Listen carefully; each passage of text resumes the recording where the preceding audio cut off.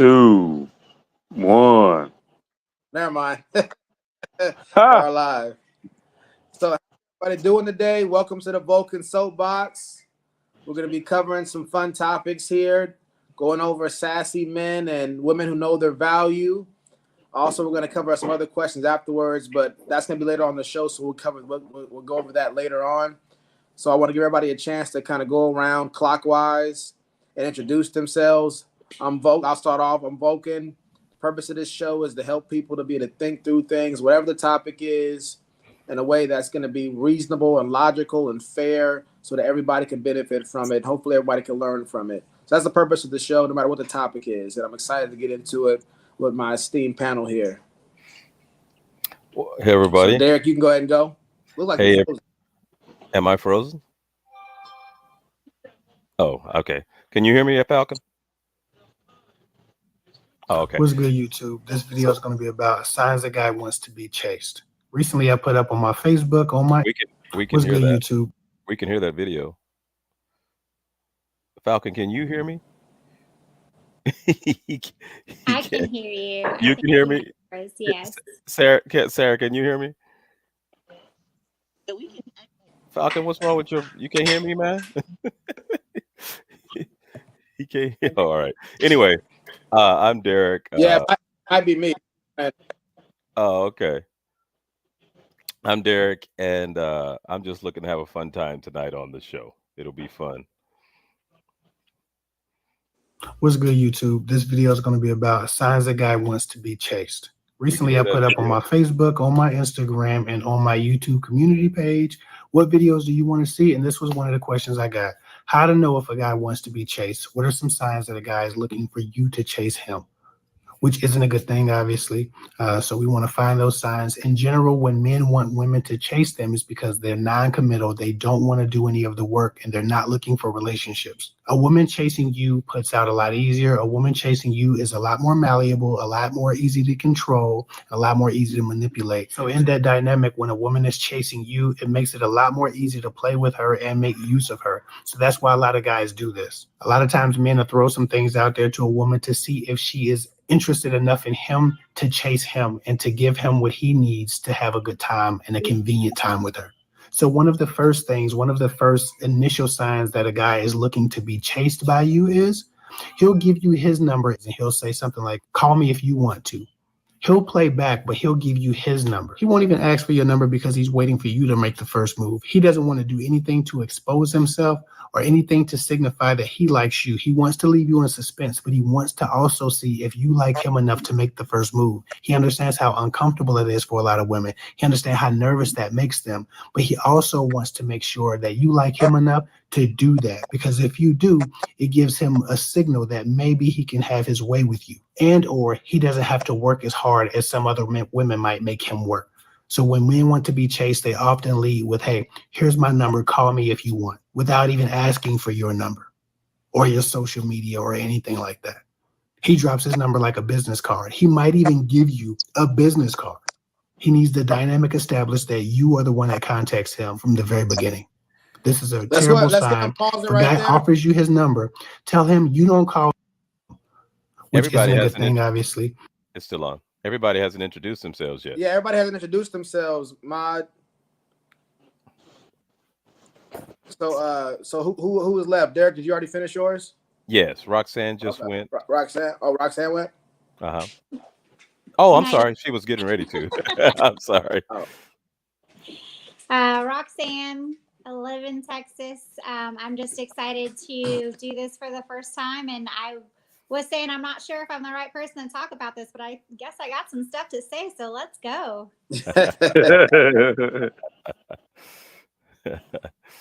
Cola? Cola from Superior. We are the ones. That's right. Sarah?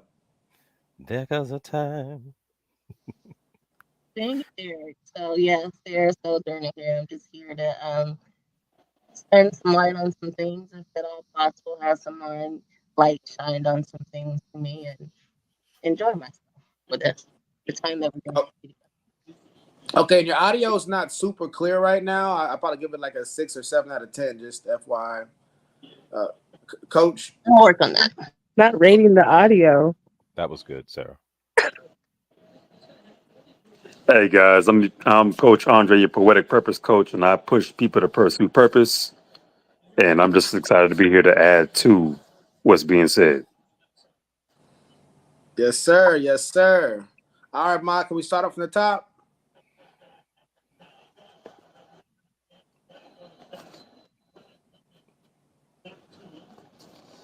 Top at the beginning. What's good, YouTube? This video is going to be about signs a guy wants to be chased. Recently, I put up on my Facebook, on my Instagram, and on my YouTube community page, what videos do you want to see? And this was one of the questions I got. How to know if a guy wants to be chased? What are some signs that a guy is looking for you to chase him? Which isn't a good thing, obviously. So we want to find those signs. In general, when men want women to chase them, it's because they're non-committal. They don't want to do any of the work, and they're not looking for relationships. A woman chasing you puts out a lot easier. A woman chasing you is a lot more malleable, a lot more easy to control, a lot more easy to manipulate. So in that dynamic, when a woman is chasing you, it makes it a lot more easy to play with her and make use of her. So that's why a lot of guys do this. A lot of times men will throw some things out there to a woman to see if she is interested enough in him to chase him and to give him what he needs to have a good time and a convenient time with her. So one of the first things, one of the first initial signs that a guy is looking to be chased by you is he'll give you his number. All right, so anybody have anything they want to say so far before we get into the actual number fours? What do y'all think? Oh yeah. Oh, somebody's audio is can y'all hear that? I just put you. Okay. Well, the first things first is his video should be named "How to Look Out for a Player," because I'm going to talk today about how a woman can chase a man and it benefits both of them better than a man chasing a woman as the term is used today. So everything he named from the beginning to the end is how to look out for a player. So I wanted to start with that because I'm probably going to reference it. Anybody else got anything they want to cover on that topic, getting into it? The ladies? I was just thinking the same thing. Just his topic is how men play women for the most part. Mm-hmm. Got it. So It's interesting. I look forward to seeing all the unfold here. I don't know. Maybe Roxanne, I'm the one who shouldn't have a real place to speak here because that's people be like that in real life. That was my first response to that. This is I was trying not to laugh, but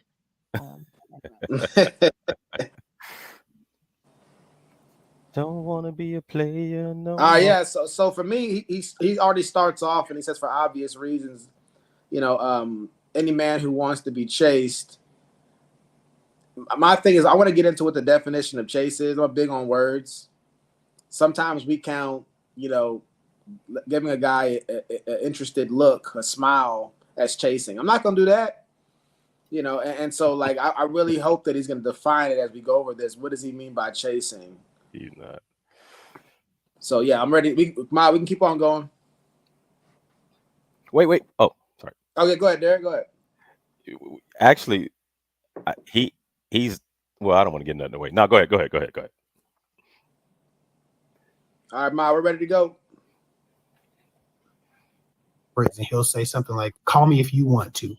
He'll play back, but he'll give you his number. He won't even ask for your number because he's waiting for you to make the first move. He doesn't want to do anything to expose himself or anything to signify that he likes you. He wants to leave you in suspense, but he wants to also see if you like him enough to make the first move. He understands how uncomfortable it is for a lot of women. He understands how nervous that makes them, but he also wants to make sure that you like him enough to do that, because if you do, it gives him a signal that maybe he can have his way with you, and or he doesn't have to work as hard as some other women might make him work. So when men want to be chased, they often lead with, "Hey, here's my number, call me if you want," without even asking for your number or your social media or anything like that. He drops his number like a business card. He might even give you a business card. He needs the dynamic established that you are the one that contacts him from the very beginning. This is a terrible sign. If a guy offers you his number, tell him you don't call men first. You don't chase men. If he wants your number, he can call you. And then you say, do you want my number? If he says no, he's doing you a favor because he wanted to be chased. He was going to play with you.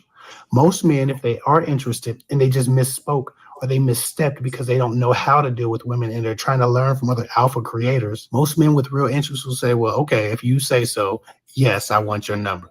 And then you tell them, and I'm a caller, not a texter.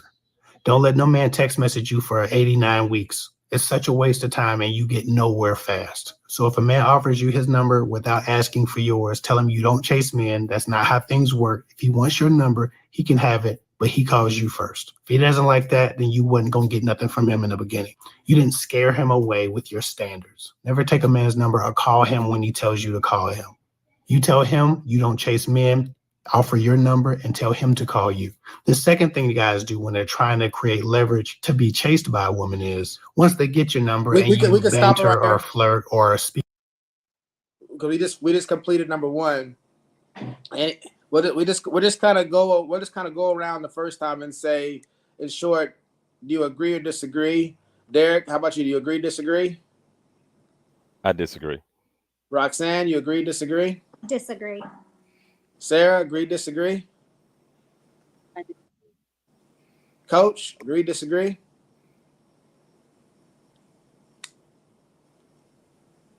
I think you're still on mute, Coach. Agree to an extent. And I'm gonna go with there's some truth in what he's saying. Yeah. So I'm gonna say, but I'm about to go to the opposite and say I disagree to an extent just to make it balance. All right, so as far as since you took the degree to the extent, Coach, you want to pop it off?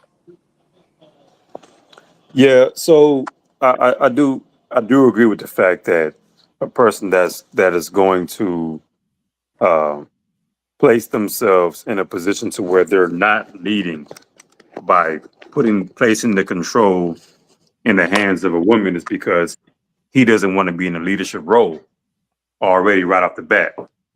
The reason why I said I don't completely agree is because it may not be that he wants the woman to lead. That could be it, but it could also be, as Derek was saying, that he's just trying to play the field, and he doesn't have the backbone to accept rejection. So it can go different ways with that. So I do agree that there's something wrong. It is a flag. I do believe a woman should run from that situation, but his overall objective, it's not always going to be the same thing. That's my 2 cents. All right, Sarah, you want to share why you disagree with the video?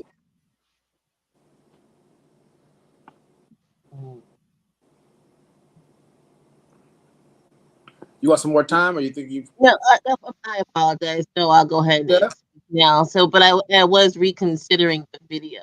What I was disagreeing with off the fly was just more than just what the video was showing. I think should women run from the type of man that he was describing in the video? Yes, I agree with that. I don't think it matters the reason. The end result is they should run. That I do agree with, actually. Okay. All right, Roxanne? Yeah, I disagree because if you look at from a different perspective, different context, I am not a shy female. I'm okay making the first move. And if a gentleman asks me or gives me his number and says, call if you want, if you change the context in the conversation, it could be that he's empowering the woman to reach out on her own time when she feels like it, if she's interested. But if he takes my number and I give it to him and he just blows up my phone, that's annoying as heck. So he's empowering the female to make that move if she's interested, but he still made that first move. It doesn't mean the female has to make the first move. He made the move by giving out his number. I think that's an interesting way to look at it right there. Derek? Yep. Well, I think you have to look at the times. Look at the era that we live in right now as it pertains to dating. And the reason I started off by saying that he's talking more about a player because I actually think men over 40 that have any Christian values shouldn't chase a woman, and I'm going to use the quotes, shouldn't chase a woman the way that the world does. But if you look at the state of how women are today, and I say this statistically, not every woman, but the majority in the dating pool, the problem ends up being this. You have so many entitled people out there. You have women who have 800 people in their DMs, and they got all these friends that are just hanging in the balance. And here's what I know: a woman that wants you will show interest in you, whether it's first, whether it's second, whether it doesn't matter. The caveat to this should be this: when a woman shows interest in you, now does the man want her? Because if a man wants a woman and that woman shows interest in him, and she's saying, "Look, I'm I'm coming after you," and he wants her, it's game over. It's game Yeah. over. It's going to be a good thing. But if you're trying to play her like this guy is suggesting, then it is what it is. Okay. Anybody got any comments, any response to Derek? Man, I'll just say this, kind of feedback off what Derek just said. I said this a long time ago. Any man, not a boy, any man that's serious and that's mature, when he sees something that he wants, he's gonna come and get it. He's gonna let his intentions be known. You're not going to have to ask no questions. You're not going to have to wonder what he's doing. You're not going to wonder what he wants. He's going to come get you, and you're going to know it. There's not going to be anything in any doubt in your mind about what his intentions are, because you're going to know if he's serious, if he's ready, and if he's mature. Yeah, I think that part of the difficulty with this kind of conversation is we tend to, a lot of times, and I'm not saying this applies to anybody on here, but we tend to apply it to ourselves and our situations. When the world, there's so many different variables happening. People have different issues, and we believe in mental health. If we believe in mental health, why, then we understand that some people have different temperaments, different personalities, different anxieties, and that can affect how they approach women in the dating market, especially when there's so many different pressures that are going on as well. If you take a guy who's not particularly good looking, not particularly tall, didn't have money to that extent, he knows that a lot when he knows his percentage when he approaches women, whatever that number is. He knows that percentage, even if he doesn't know the number. It's hard for me because I hear what you're saying, Coach, on that one, but it's hard for me to tell a guy like that who's, I hate to throw numbers out there, I just use 5'6" or something like that. A regular average guy, 5'6", not particularly funny, a good guy, but not the best with his words, and more the strong silent type. And tell that guy he has to go over there and spontaneously generate a relationship with somebody he doesn't know, and that he has to go full force into that situation. And any anxiety that he has should be a question of his manhood. Not saying that you were saying that, but what do y'all thought? What do y'all think about that? No, Yeah, it's true. There is a. You do have to play into consideration personality traits, as well as a person's strength and weakness. It's a lot easy for somebody that's an extrovert like myself, that are what some people would call a alpha male, versus somebody who's an introvert and may not be an alpha male. So it's much easier for myself. So that's true. I agree with that 100%. But I also agree that to some degree, you have to grow to the point to where you take on that responsibility of putting yourself in that leadership role Yeah. from So real beginning, from the quickly, initial, because you're starting. That's where you're starting it. That's the initial contact. You're setting the tone at that particular moment. mm-hmm. So what signal are you setting? What signal are you saying subconsciously by putting the ball in her hands? I don't think that it's a bad signal or a signal of weakness at all, because again, he still made that first move. So that's not showing that he's not alpha, because he did make that first move, but allowing her to call first whenever she's ready, or even she might not even be interested. So asking for her number she might give it and not really want to give it. So putting the ball in her court doesn't really mean that he's not being alpha. I think making that first step in general is a very dominant trait. Yeah, and I hear that. sorry, It's Dre, very rare that I hear a woman take that. sorry, Dre. Go Before you ahead. respond, I want to read these comments real quick. And so we had to play this BS twice. Come on, Skip. I don't know if I've heard a guy say I want to be chased. Excited to be here from Dr. A. Williams. Welcome back to the show. Thanks again, Help the Bear as well. And then my guy Keith in the building. Took him a long time to come and support, but that guy James a bad man. Hilarious. And then Help the Bear. How many fake numbers have you guys got? That's a good question right there. So getting back into it, Dre, I know you had a response. Go ahead. No, I was just saying, I was just replying to her. I don't know or come across many young ladies that have her stance. Not saying that she's wrong, but it's rare that I ever hear a woman come from that standpoint. Very rare.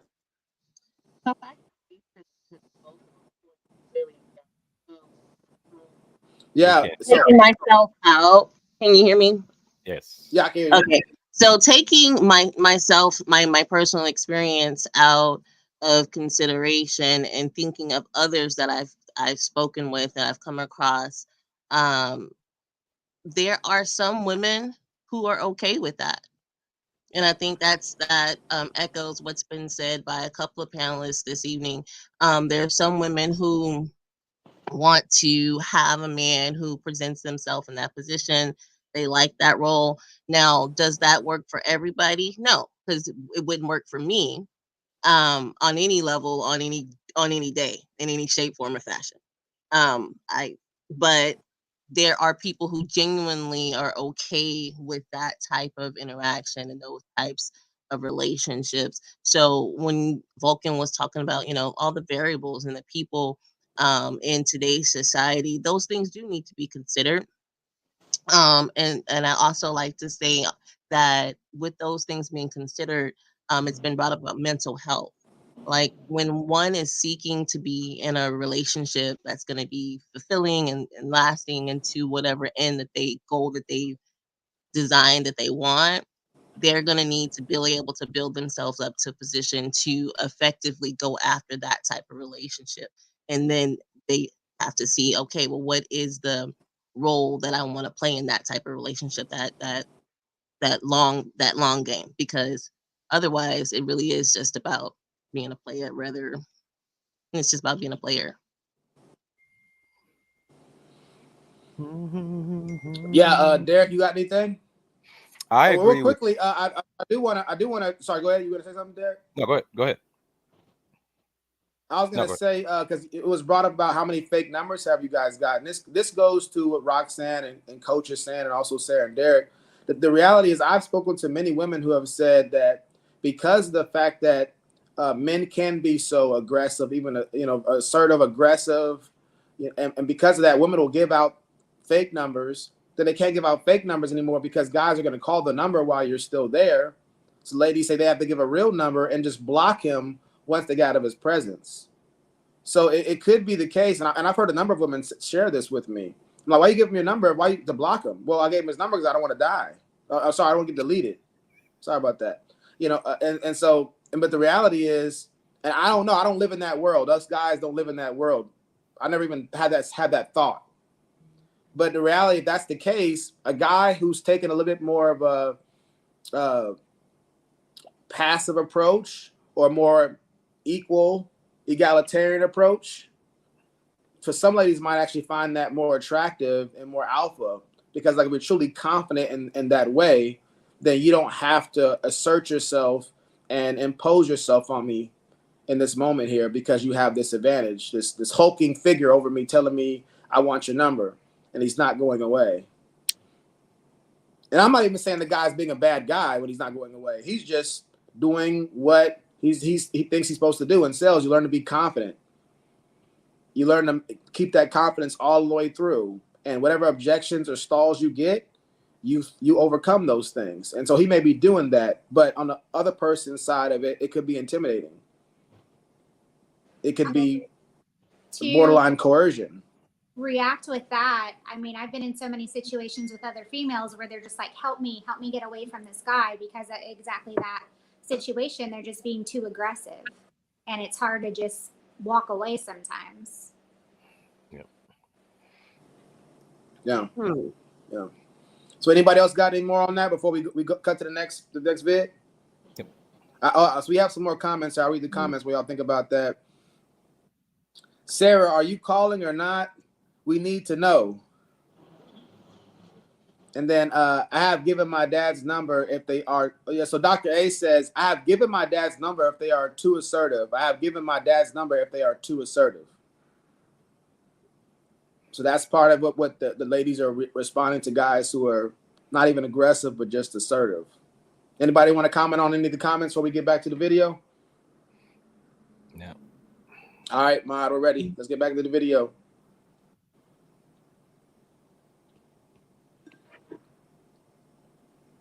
Speak back and forth.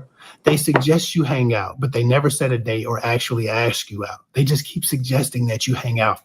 They suggest that you go out with them, or they suggest that somehow or another you meet up. But it's really kind of a fly-by-night comment. It's nondescript. It's pretty ambiguous. It's open-ended. He wants you to make the particulars up. He wants you to come out and ask him. He wants you to start making up the plans. Now, I'm not one who cares much about whose idea it was to do what, but in an unestablished relationship, the first thing that you want to establish is mutual interest. Right. So it does matter that a guy is asking you out for that first date, because you need him to be as interested in you as you are in him. So I don't care how creative the first date is. Don't go to a man's house and don't drink on the first date. But after that, I don't give a damn about how creative it is. But when a guy is telling you that, hey, we should hang out one day, but he's not giving you any dates, any times, any ideas, he's not asking you outright, he just keeps suggesting it, it's because he wants you to ask him out. I think that's some princess shit, so I can't get into it. And I haven't seen it work out for very many women who do it. Usually when a guy won't just come out and say, hey, listen, I'd like to take you out. Can we go here on this date? What about this date? If you're not available, what about this date? What about this date? If a guy's not willing to do that, then his interest in you is not even enough that you should be considering going on a date with him. Some guys would treat a woman like a pen pal until she gets the nerve to ask him out. He wants to be chased. If a guy won't come out with it and ask for your number, if a guy won't come out with it and ask you to go out with him with a specific date and time, he doesn't have enough motivation. He's not ready yet. You have no business trying to figure out how to fill in the blanks for him. When he wants it bad enough, he'll say what he wants. And there's actually nothing wrong with communicating your awareness of that. If a man keeps saying, hey, we should go out, and he's not doing anything else, it's completely fine to say, well, I guess we'll go out if you ask me out. Don't be afraid to call people on their bullshit. When people are bullshitting you, call them on it. Yeah, of course, sometimes guys are being shy, but a lot of times guys are trying to be sly. There's a huge difference. Never ask a man out first. That disturbs the whole healthy dynamic of him needing to discover who you are to protect himself.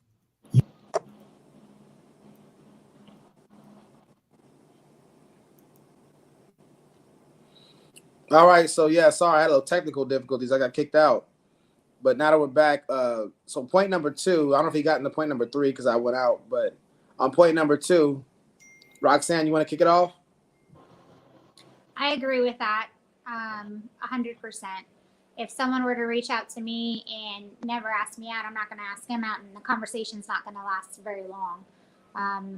To be texting for so long is not worth my time. Either you ask me out, it's shit or get off the pot for the most part.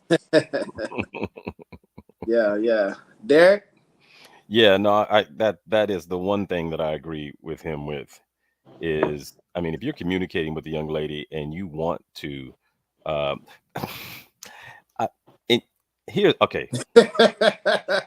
Even as I was about to say it, my brain went somewhere else. So there are women that when you haven't talked to them enough, when you haven't in their minds communicated enough, it might be the 3rd day, the 4th day, the 5th day.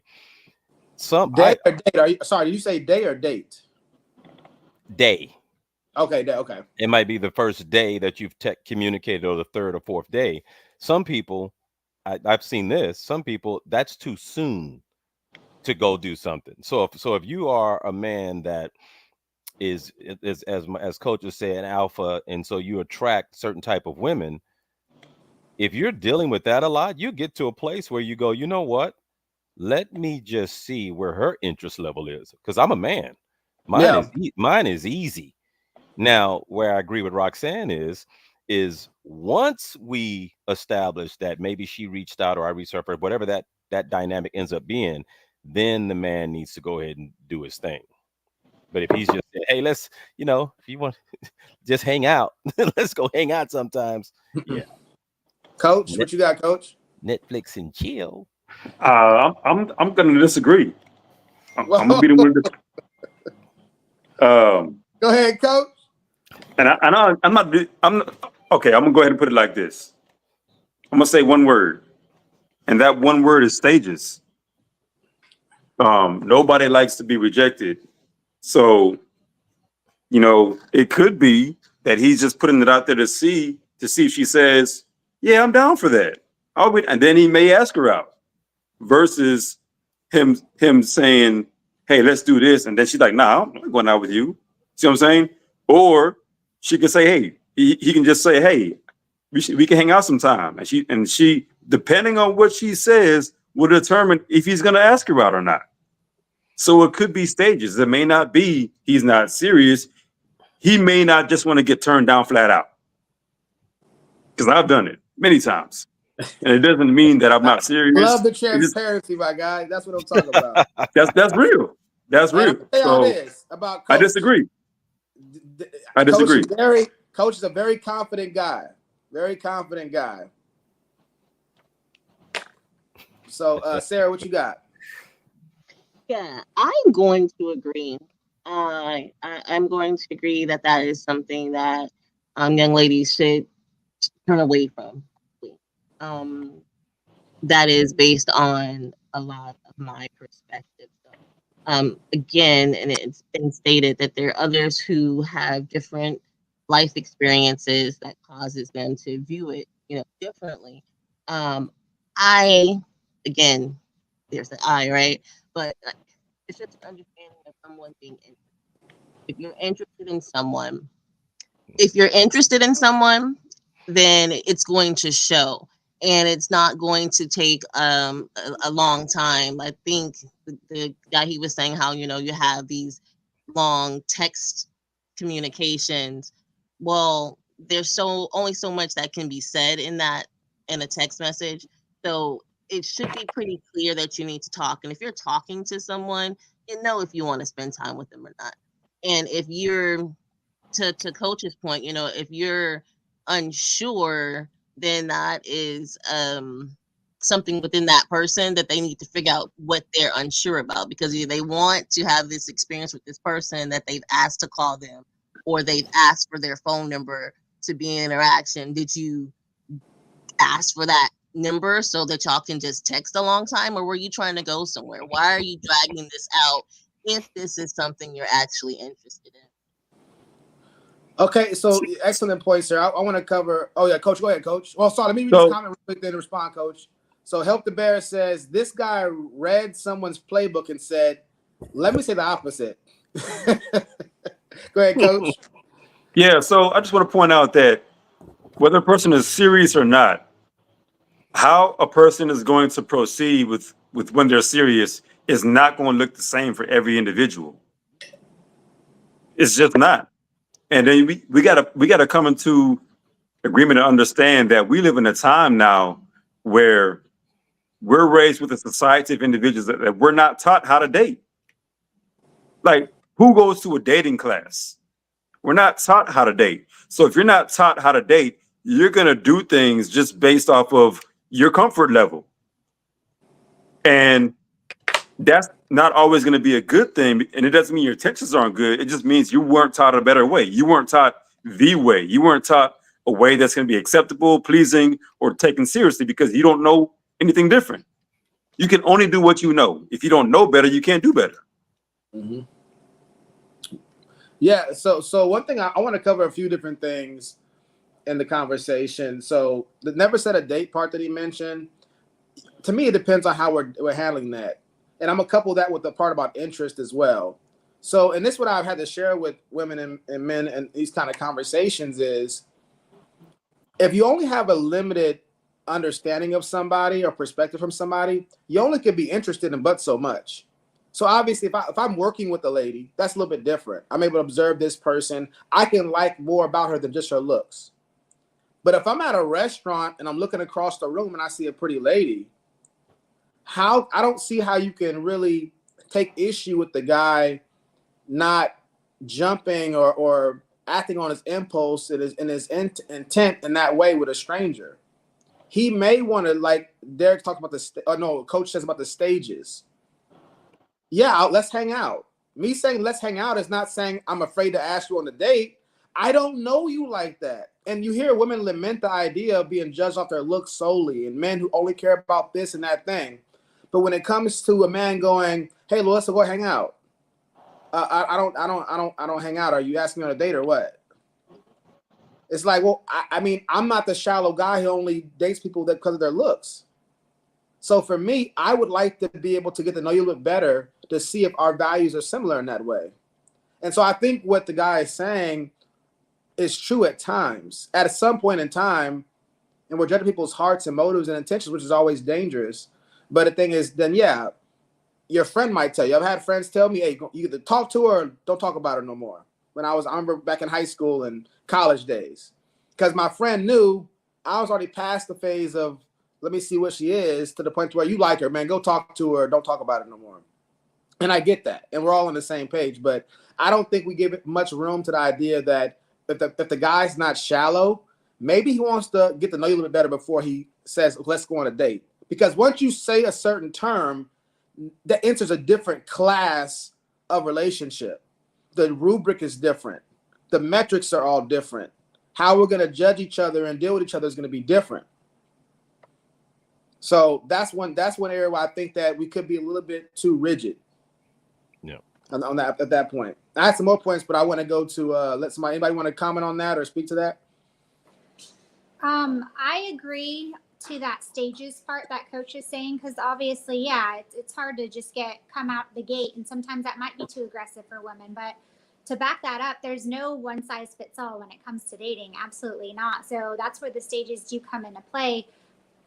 But when there are stages, there's a point where you are asked out. There's been points where men just want to talk, and then all of a sudden they ask for pictures and all this stuff. And it's like, no, if you're not going to ask me out, and that's where that point Yeah, that makes sense. Like, that makes sense to me 100%. Absolutely. So on the late, sorry, Sarah, you go ahead, Sarah. Yeah, I was going to speak to you. There's definitely stages, and I think that's one of the things that makes this conversation a little bit more challenging is in the video, he doesn't speak to the timeline. There's a lot of assumption on our part as the listeners just say that, oh, well, it's been too long, or it's been, 11 days of texting, but we don't know, and we don't know the context of that specific interaction with each individual. There should definitely be a standard. Everybody who's deciding that they're going to be dating should have their own understanding of what they're looking for within their timeline. And yes, that takes a different level of maturity and an understanding of oneself and what they want and they desire. But if we're talking about dating, there's a structure to that. Then we should have an idea. We should have a plan, some type of roadmap of what the ideal dating scenario looks for our individual selves. And as it's been said over and over.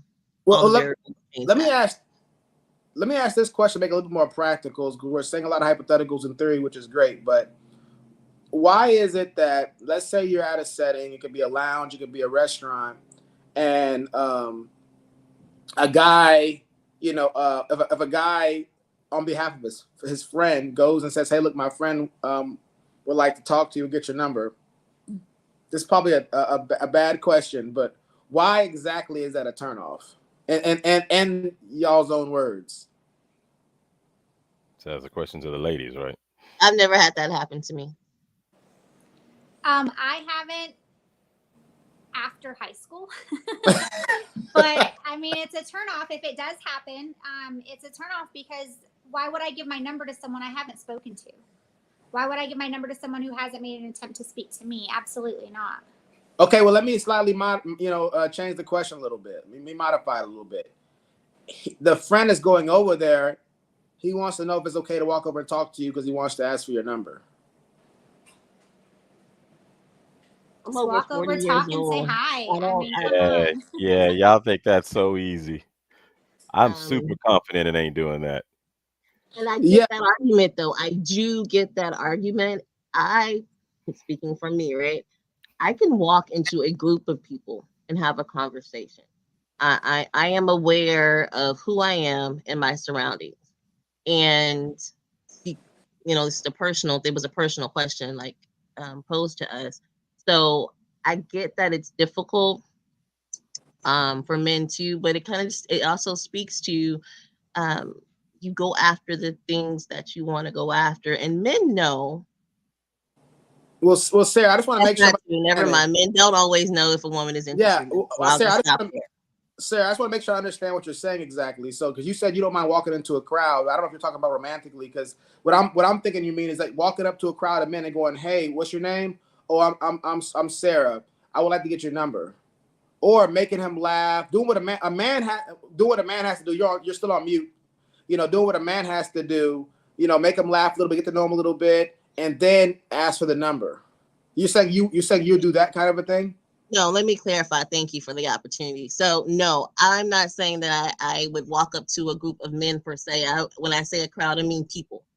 Like we're speaking of you meeting somebody, you seeing somebody's sending over their wingman to get your number or whatever. Like that to me indicates that there's a group of people. And in that scenario, like I can work through a space of people because that's just where But I'm at, right? And but I is that understand really apples that. to apples at that point? Then is it? I mean, 'cause I thought you were bringing up to say that you're able to do it, so he needs to No, be what able I'm to do it as well. okay. So what I'm saying is if you're in an environment like that, you know what? I can't say anything because that was leading to the point of men being able to speak to anyone and know that, or excuse me, men being able to know that someone's interested in them. But the reality is that's not true. So I don't even actually have a statement right now. Yeah, and I appreciate you sharing that because that was what I was saying that because I've heard sometimes ladies will be like, he just got to be more assertive. I go to people all the time and I talk to them like, do you go to somebody and make them laugh, create a spontaneous interest in you on the spot with coolness and swag and confidence to where they're gonna you convince them to give you their number, give them your number. I think I said it right the first time, but yeah, so that's a different ball game right there. And then we also got to keep in mind, and feel free, Coach or Derek or Roxanne, Sarah to chime in here, but I've heard ladies say they've turned down men for all kind of reasons. And I don't mean even related to him. I'm at the gym. I don't want to be hit on right now. I don't feel pretty. I don't want to be hit on right now. I'm hanging out with my girls. I don't want to be hit on right now. You see what I'm saying? I'm not really here for that. So when you have ladies doing that kind of stuff, this man has experienced these things before. He knows that he might get turned down and it won't be anything based off of him. And then So everybody in the room knows. And now everybody in the room knows. You know what happens? All the other ladies mark him as a loser. There we go. I won't say all the other ladies, but Yeah. a significant amount, a significant percentage to where it impacts his ability to find somebody else. And y'all, ladies, all know that if a guy goes and hollers at one lady in the group and she says no, he can't talk to any other girls in that group. That whole group is off limits now. Yeah. Sorry, go ahead, Roxanne and Sarah. You want to say something? I Facts. did. And there could be multiple girls he's attracted to in that group. Yep. So what would change my perspective on it, or if I can, I guess, suggest another scenario instead of going up to someone and saying, hey, my friend wants your number. Like I mentioned, I wouldn't give my number to someone just out of the blue that I never spoke to. Why not, if that's your true wingman, bring him with you? Both of you guys, the person that's speaking, the friend, introduce themselves. Hi, my name is so-and-so, and this is so-and-so. And then you start that conversation.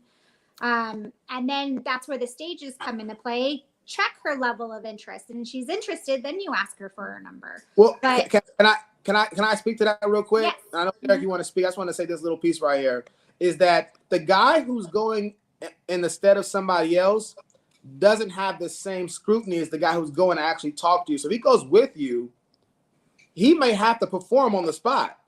If the guy's going in his friend's stead, it can stay inconspicuous. Nobody has to know what's going on. Like, hey, look, what's going on? Yeah, my friend wants to talk to you. The lady's not going to have any kind of outlandish kind of, responses because she realized it's not go time. But if the friend comes with them, I'm not suggesting this. I'm just more so want to hear the ladies develop why it's such a bad thing, But I'm just saying, like, it changes the dynamic once the guy who has to perform or show he's worthy is actually in your space, or what I think. But then that's where you see if she's interested, because now she's talking to you. So I don't see it as performing. And if she's not talking to you, she's not interested, then maybe you made a good point not stepping up. But if she's interested, she will talk to you because you came to their circle. You came to them. Even if it's passively behind the other person, you both still made that first move. And I'm speaking primarily for myself because that's what I would see in a situation like that. If I'm interested in someone, we would start that conversation, casual conversation. What brings you guys out tonight, or whatever the heck the conversation turns into be. But there's a conversation at least that started, and I'd be more willing to give out my number. And Coach is not agreeing with me whatsoever. Let me say this before somebody else responds. Read a comment real quick. Help the Bear says, God forbid other women in a different group saw him get turned down. Might as well take your ball and go home. All right, go ahead. Go ahead. I was gonna say, initially, Vulcan, when you asked the question, it wasn't about his wingman going to get his number. You initially said going over and letting her know you're interested. Yeah. So the number, yes, Roxanne, that could be. I mean, that's crazy, but interest level, yeah, because now a bunch of things happen. Number one, my confident self. Everybody in the room doesn't see this woman that for whatever reason doesn't have an interest in me turn me down. Now, like he said, take your ball and go home. So so it's very simple for the guy to say, hey, my friend over there, he is not shy, but there's a lot of people in here and he just wanted to know, is there any interest? And he'll come talk to you. That's in my opinion, a more suitable way to do it. But so real quickly, Derek. Yeah. So real quick, I'm gonna read this comment, then we'll go. And Coach, if you have anything you want to say. So Dr. A. Williams says, "Have Sarah or Roxanne ever been a wing woman?" So let's go ahead and answer that question. Roxanne, Sarah, have you ever been a wing woman? Absolutely, both to male and female friends. Oh, wow. Okay, Sarah. I'm considering this. I really can't say that I have been. Not as an adult. I can't. No, not as an adult. Everybody themselves. But I would if I could. I could take this opportunity to say that, like, there's a lot of growth that's necessary. So I just want to speak to the question that was coming up on the screen is, what are men missing in dating? I may be misquoting that, but it was out somewhere along the lines of the question. And to address that question thus far, I would say men could tell themselves different stories. And I'm going to expound on that in a moment. And they can take their ball to the other court because there's plenty of courts to play. They don't have to take their ball and go home. And so what I mean when I say tell themselves different stories, you don't know, as it's been stated here by the panelists, you don't know why she rejected you. Maybe she's having a bad day. Maybe the cologne you had on smelled like her dead Uncle Charlie. We don't know the reason. It could be something that has absolutely nothing to do with you. You may have an opportunity to interact with that person again. If you don't, there's millions of humans on this earth, and take your ball, go to another court. Now, okay, so I'm gonna read these comments, and I want to get somebody to respond to that. Dr. A, Help the Bear says, Dr. A. Williams, great question. Help the Bear also says, Roxanne looks like a fun time, respectfully. Help the Bear says, Sarah, Cap. And then Nika's Prayer podcast says, don't drop the ball and go home if you turn down after approaching someone. Rejection is redirection. Now, this is the thing about that. Again, I like to take these hypotheticals, these abstract scenarios, and put them in real time. Again, the situation is, yes, he can go somewhere else and do all the same stuff again. But in that setting, especially depending upon how intimate it is, it might be over for him for that night. So if he goes to a lady, the reality is, I'm not saying all of y'all are like this. A lot of ladies don't like the loser.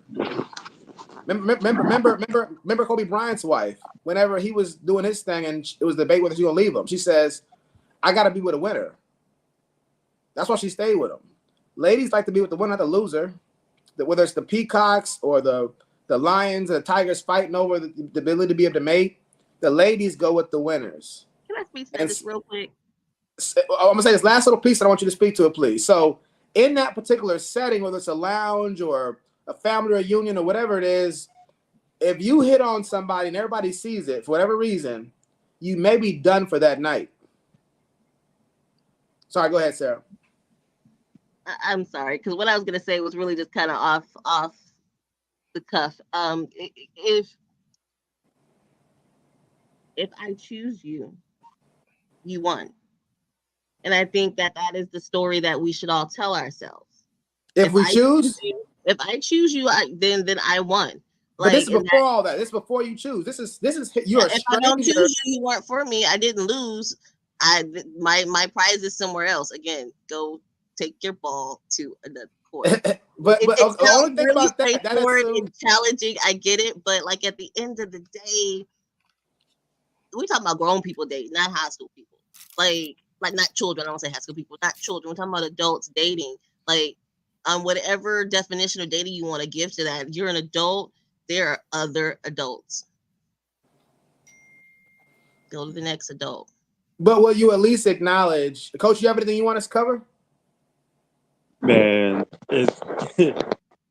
it's hard for women to really understand it. Look at it from our perspective, bro. I get it, man. Because once you approach a woman and you've been denied, and everybody can see you've been denied, it changes the environment for you for the rest of the night. It just does.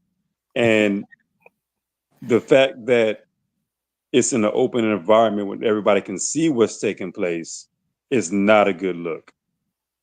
And not only is it not a good look to everybody else, but it's also a blow to your personal ego. The fact that you've been rejected then, so it's just one of those things to where it's not easy to overcome. And you already know that everybody else in her circle is off limits. You already know that. And you don't know who her circle is all in there either. And sometimes you don't know. And one thing I want to say, well, let me read these comments real quick here. Let's see here. Also, don't be attached to an outcome. Have a good time. Being a wing woman gives you a perspective of why a guy sends his friends to talk to a woman. Dr. A says that. Help the bear. Thank you, at Boken. That's all I'm saying. With the correct pronunciation. I mean, correct, punctuation. Period. Andrea Butler, yes, we don't know who all is connected. Yes, facts. So that's the only thing. So I want y'all to respond to what Coach just said, Sarah and Roxanne, and not from y'all personally, but just in general. Do you think the ladies really understand all that goes into a man walking up to a stranger to try to garner her interest? Especially if he's an average looking man. He's an average looking man. This is not Morris Chestnut. This is not whoever y'all find attractive, Idris Elba, whatever it is. This is a regular Joe. No, I can honestly say that has been quite a bit of enlightenment. I apologize, Roxanne. I did not mean to speak over you here. There's been quite a bit of enlightenment for me. Not that it's far-fetched or hard to understand. It's just not having taken the time to consider that perspective.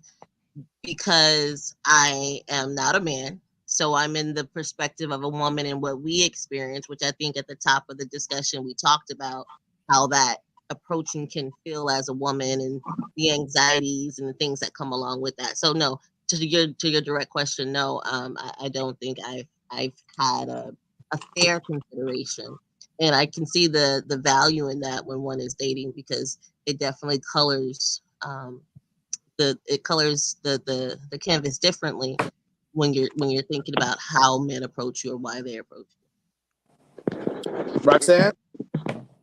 I agree with her in the aspect of saying there's no way we would never know what that feels like because, honest truth, we don't have to go through that. But women can be considerate of someone having the strength to do that. And I don't think a lot of women do.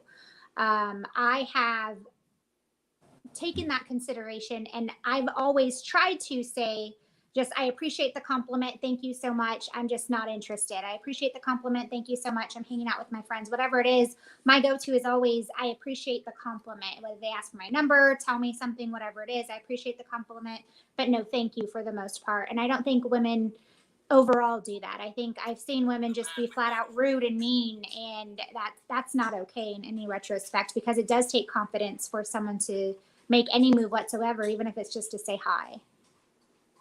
It's really interesting that y'all bring that up, and I appreciate y'all sharing that because a lot of this stuff is so primal. I'm really big into watching Discovery Channel, and I'm not comparing us to animals necessarily, but there's parallels there. For instance, you know that the mating world in the animal kingdom is very, very primal, very, very brutal, and typically the male lions, for instance, they die horrible deaths. I gotta stop saying this on the internet, but yeah, they don't make it very, very far. Because they get taken out by the younger guys who like, I want to have the cubs be my genetics. And I think that to some extent when it comes to romance, and I get it, and reproduction, it's probably innate in our genetics, women and men, to like have a lot more rigid parameters on that. And so I to some extent I get that it makes sense, but if we want men to transcend their, some will call it reptilian brain or whatever you want to call it, that they can look at a woman beyond just their body parts. Maybe women on their side can look at a man beyond just superficial things like, did he have the confidence to ask my number? Did he ask me to hang out? Did he say, let's go on a date? And go, well, maybe there might be other reasons other than just he's afraid or he's playing games or he has, sinister intentions that this guy alludes in the video. It could be, I want to observe a little closer. I want to get to know you a little bit better. I'm more into more genuine relationships. I want to make sure there's a real connection, or at least the semblance of what could potentially be a real connection. So let's go to the arcade. Let's go somewhere and talk for a little while. And it's not romantic at this point. Now, if he's asking for pics, then okay, fine. Yeah, hey, buddy, you got to step it up. You can't cheat the system. So I'm with y'all on that part right there. But I think we all can use a little bit more understanding. I think the good of this show, and I want everybody to hear that in the audience, is that we can share perspectives and all grow in our understanding to consider from the other person's perspective. So we all lose when one side doesn't listen to the other side, I believe. So I'm going to read these comments so we can get back into the video if nobody has any more comments. Nika says, period. Oh, we already covered that. Help the Bear says, let's talk about hitting that first three from deep. Like a brother can't miss. And then he put some nights. So we can get back into the video. Oh yeah, no, I wanted to say one more point about the never setting a date thing. I do agree with them about the never setting a date thing. I mean, eventually you got to set a date. And not everybody's going to be able to relate to this because we're all good-looking people on here that nobody would ever turn down, right? But the reality is that in the real world where people have deformities and have things that people don't find aesthetically alluring, there's a reality that a lot of men get ghosted by women. They had a New York article that came out not too long ago in New York. I think it was like one of those New York Times or something like that. They said that 33% of women that they surveyed admitted that they go out on dates just for a free meal. I saw an article recently where a lady made her way through college by getting free meals by going on dates with men. And so I'm not saying anybody on here would do that, anybody that we know. But with that reality being out there, just like ladies say, I don't want you to come to my place on the first day because guys can be crazy. A lot of guys are going, I got to guard my resources for the woman that I really want to be with, that wants to be with me. So yeah, I would like to go out and hang out with you to get to know you better and know more about your character before I make this monetary investment into the relationship like that. Is that the same as a lady going, you can't know where I live right now because I don't know you like that? Yes, I think so. Anybody got I think anything? yeah, I think it's the same thing. Yeah, there is a sense of it's a level of intimacy that it's a level of trust that you're having to do. I mean, humans in general, we work hard for, you know, what we have, you know, our living and our finance and things. But the reality is, with the global perspective, you know, the men are needing to bring a certain something with them when they approach, and a large amount of that has to focus on what they financially can do, you know, what they can what type of infrastructure that they have the capacity to put in place. And so that's a lot of time, effort, energy for on that man, from that man. So yeah, I can see why that being protected is just as important as in a woman protecting her sacred spaces, if you will, you know, until you get to know each other.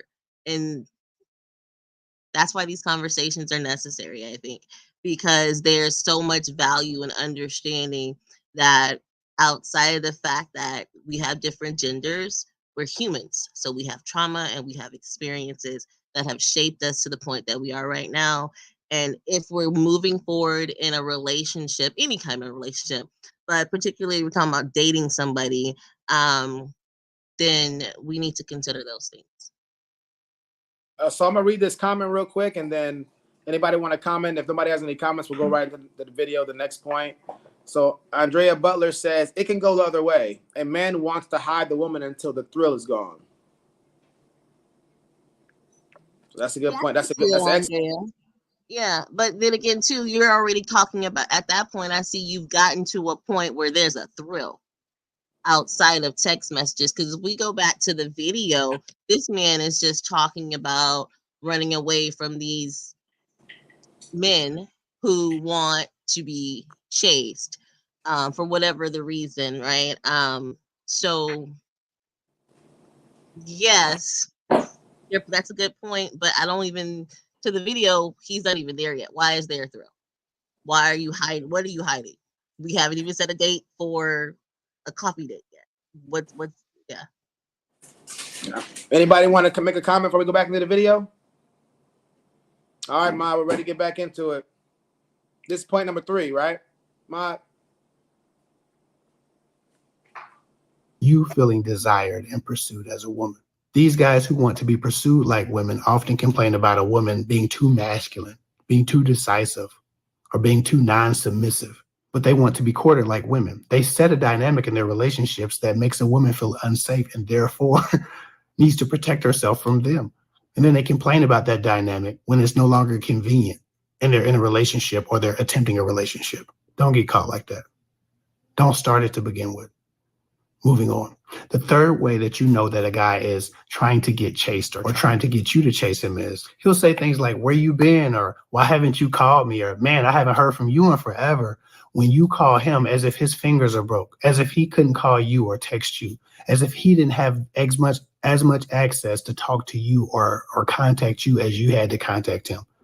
He acts as though you've been in some way neglectful of your relationship because you two haven't talked, when he hasn't reached out to you one time, even if he was the one that told you he was going to call you and never did. I meet so many women who meet guys, have a great time with them, have sex with them, or date them for a couple of weeks, and then that guy disappears, and then he's like, where you been? As if he was looking for him. I can't stand a fake ass, where you been? As if you were really looking for me in the first place. I got family that do that shit. I got people I ain't talked to in 6 months, 9 months. Man, where you been? The same phone number, at the same address, doing the same shit. You ain't, your fingers ain't broke, man. Why you asking me why I ain't called you when you not picked up the phone one time to call me? Ain't nobody checked on me. So don't ask me where I've been. I've been doing the same shit you've been doing, minding my business. A lot of guys will do this. A lot of guys are where you been you to death, but ain't picked up the phone, ain't checked on you, ain't emailed you, ain't DM'd you, ain't liked the damn picture. They just watch all your Facebook or Instagram stories every day and then hit you with a where you been after about 3 months when they realize that you're not going to kiss their asses. Never do that. If a man ain't calling you, texting you, communicating with you, if he want at least 50-50 you, forget about him. Don't be guilted and think, oh man, I should have been contacting him. He seemed like he really was mad. He seemed like his feelings was hurt. He seemed like he really wanted to talk to me. No, if he wanted to talk to you, he wouldn't ask you where you been. He know where you been because he would have been contacting you. He would have set the standard for your relationship that we actually speak on a regular basis. He wants to be chased. That's why he's asking you where you been. Why haven't you called me? Why haven't you texted me? I haven't heard from you. He wants to be chased. Move on. With that said, the fourth sign that a man wants to be chased. Okay, so we heard that right there. So, Derek, I don't know if you started one off yet. You want to cover this one first? Well, before we do that, let's go around. You agree or disagree, Derek? I just hate hearing this dude talk. I'm on the fence. I mean, I understand what he's trying. Let me say that. I understand what he's trying to say. I agree with what I think, what he's trying to say. Okay. Coach, what about you? You agree, disagree? I agree with what Derek just said. All right, Roxanne. I agree with Coach and Derek. And Sarah, don't let it be unanimous. Well, it is easy to agree with what the men are saying. They understand a man saying, right? I'm not a man. And so I will say that I agree that what he's describing is something that, yes, you should still walk away from.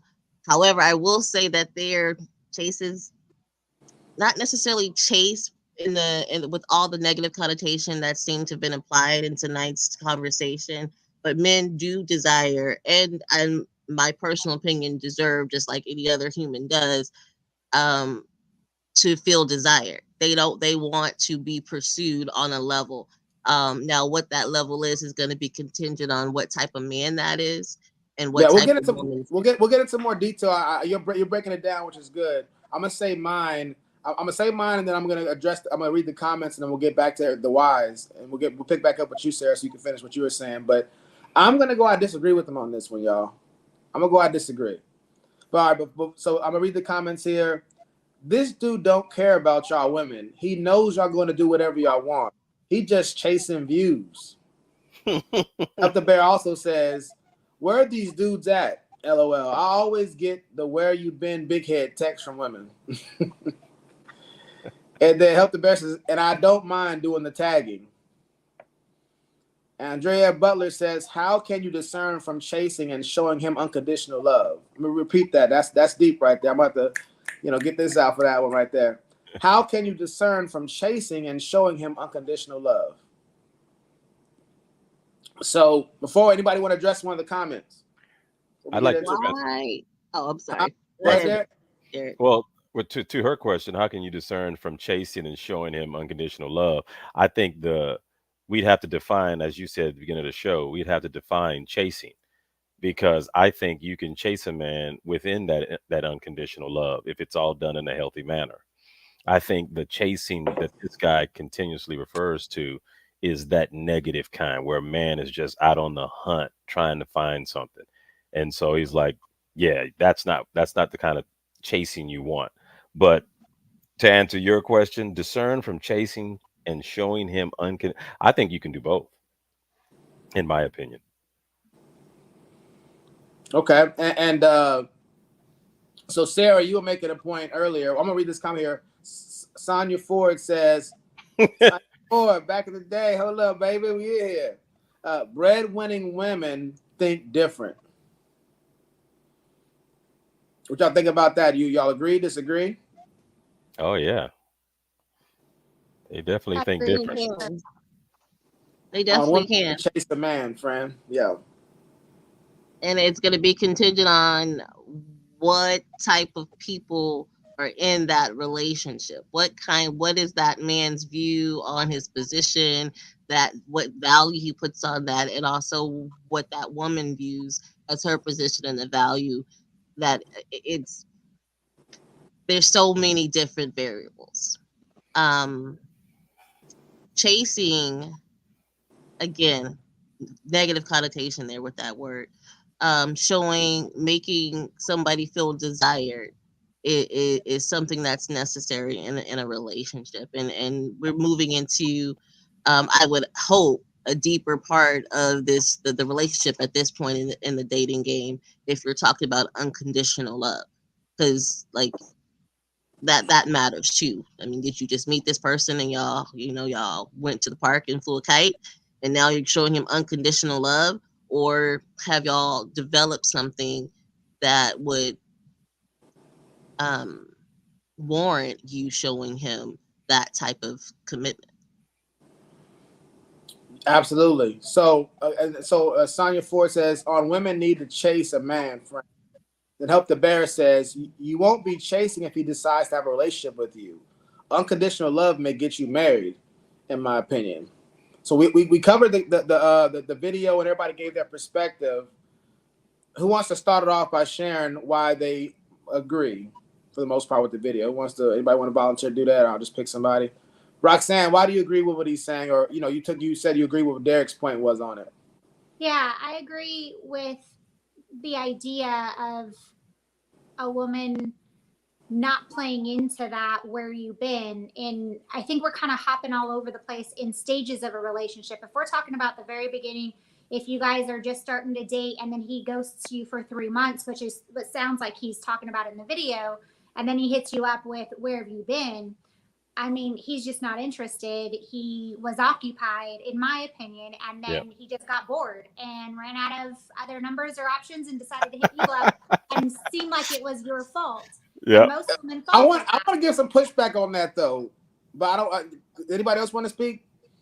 So I want to give a little pushback on that, because it's not that I necessarily disagree with what you're saying, Roxanne. I just say maybe, and from my perspective, I don't expect somebody to like me like that when they first meet me. Now, I think I'm the most amazing in the world, like everybody else does. We're all the center of our universe and the main protagonist in all of our respective movies, right? I get it.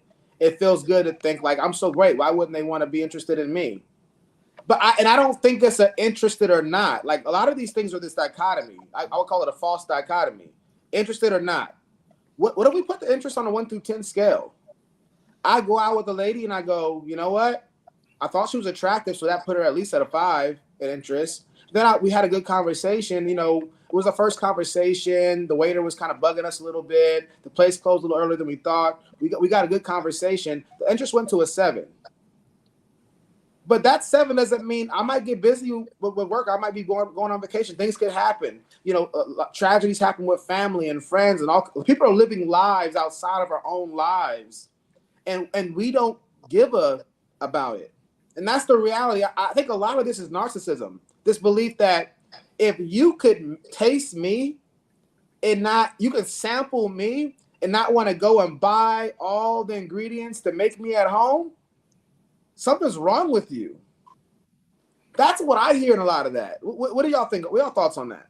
So real quickly, if I can say, yes, I agree that to a point, because I understand getting busy, family stuff happens, but he's talking about that actual message that says, where have you been? Putting it on the female saying, hey, you should feel bad that you haven't been messaging me, or it's on her. And I'm assuming that's a joke. I'm assuming he's joking, like, because I do that with my coworkers. If I have a coworker, nobody does that but me. I'll have my coworker, and my coworker will be like, and I'll be like, where you been at, man? And I know I'm messing with him. I've been seeing him over there. It's a funny thing to say. You're not dating your coworkers, bro. Like, no, it is not the same dynamic. But this is just psychology. Why does dating change the psychology of it? It's just funny. It's just interesting. Whether it's platonic, romantic, business, whatever kind of relationship it is, this is an interesting thing to say. It's an icebreaker. If you don't like it, I can change it. You didn't give me a chance to change my icebreaker. It speaks to communication. because at this point in the relationship, you should know what this person you're dating is desiring for communication. So they'll be able to see that message and understand, oh, it's a joke, it's an icebreaker. But if that hasn't been established, but there had been a relationship established, and then there was this ghosting, if you will, for a few months, like the brother in the video alluded to, then there is you being occupied with something. Now, to that point, from my own experience, there have been people who were interesting. Life happened. Life happened for months and Sundays. But you know what did? But once there was a reconnection, there was a conversation. There was communication that, hey, man, look, my dog died, my turtle got cancer, and it's just been rough. Like, Okay, but then it might from start that. out. But Sarah, I'm with you, but it might start out as, where you been at? I've been looking for you. With this guy, Again, it goes back to understanding how to communicate with people. Because if I don't understand, if that person, I'm gonna say me, if that human being does not understand that that's an icebreaker, I'm confident in saying that everyone on this panel can at least see from the perspective that, oh, this dude was out here playing around and thought about this chick and was like, oh, let me throw her an icebreaker. We go to the negative. We go to the negative automatically. Because we do that as human beings. We do that as human beings. We have to in this scenario because he kind of set it up for telling women what to look out for. Yeah, so it's all about negativity. He's given the context from which we're speaking, but as you were talking, Falcon, I was sitting here and I was going, okay, I totally 100% see it from what you're trying to do. I totally get that. I mean, it can be an icebreaker. It can, but in this context, yeah, it ain't no icebreaker. Well, you know what? No. Fell through the ice and froze. Wait, hold on. Since you are a man that likes words, you're right. Even if the player does that, it is an icebreaker. It just ain't a good one for the woman. Yeah. So, Coach, you want to comment on this? You got any comments? Wait, Coach. Hey, Coach. Feel free to chime in anytime. Hold on. I got to give Coach some props on something he said before he starts. Hey, Coach, you said earlier, the problem is that people we don't go to a class on how to date. We don't go to a class. So I was like, we need to do something here in Texas. I'm pretty sure somebody's doing it, but we need to do something here in Texas and teach these little young whippersnappers, hey, this is the process you should be looking out for, and then contact some women to do that same. And so 20 years from now, it won't get it's ridiculous now. I can't imagine 20 years from now. But good idea, Coach. Yeah. Yeah, it's needed. We need a class for the old people too. Yeah. Coach, you got anything you want to add? Yeah, it's needed and necessary, as you were speaking about. This is my last comment because I gotta turn it in. But there's just so many variables as to how you can take this. And what I mean by that is not just what's being said, but also how it's being said, the setting, did they run into each other? Was it a random phone call? It's just so many variables. I see both angles. It can be an icebreaker. It can be an icebreaker that's taken the wrong way. I've said it, didn't mean a whole lot by it. Oftentimes it can be said just to see how a person is going to react and respond to that, Yes. Because you have to realize we live in a very sensitive to society. And because it's so sensitive, you don't want to say things you want to be intentional, but you don't want to say things that can be taken the wrong way. So you may leave with something light that can or may be taken as a joke, or may be taken as something that a person may laugh at, So, and I understand things like that. It's called what I call fillers. You're feeling to see what is the atmosphere like? What is going on right here? Where are we? Can I approach you in this way? Or should I take a step back? So these are filler questions. These are feeler statements to see where a person is before you get into because you don't want to see somebody for the first time in a while or pick up the phone and go right into it because that comes off awkward as well. I want to go out again. What? Right. So it's just a I feeling. still like I you. appreciate. I appreciate your transparency early on, Coach, and saying that you said that's something that you've used that verbiage before. So I mean, you don't have to, of course, but I'm curious, how did that work out for you? Did they take it as a joke in that scenario, or was it a successful icebreaker? Everybody responds differently, but it's very rarely a negative thing.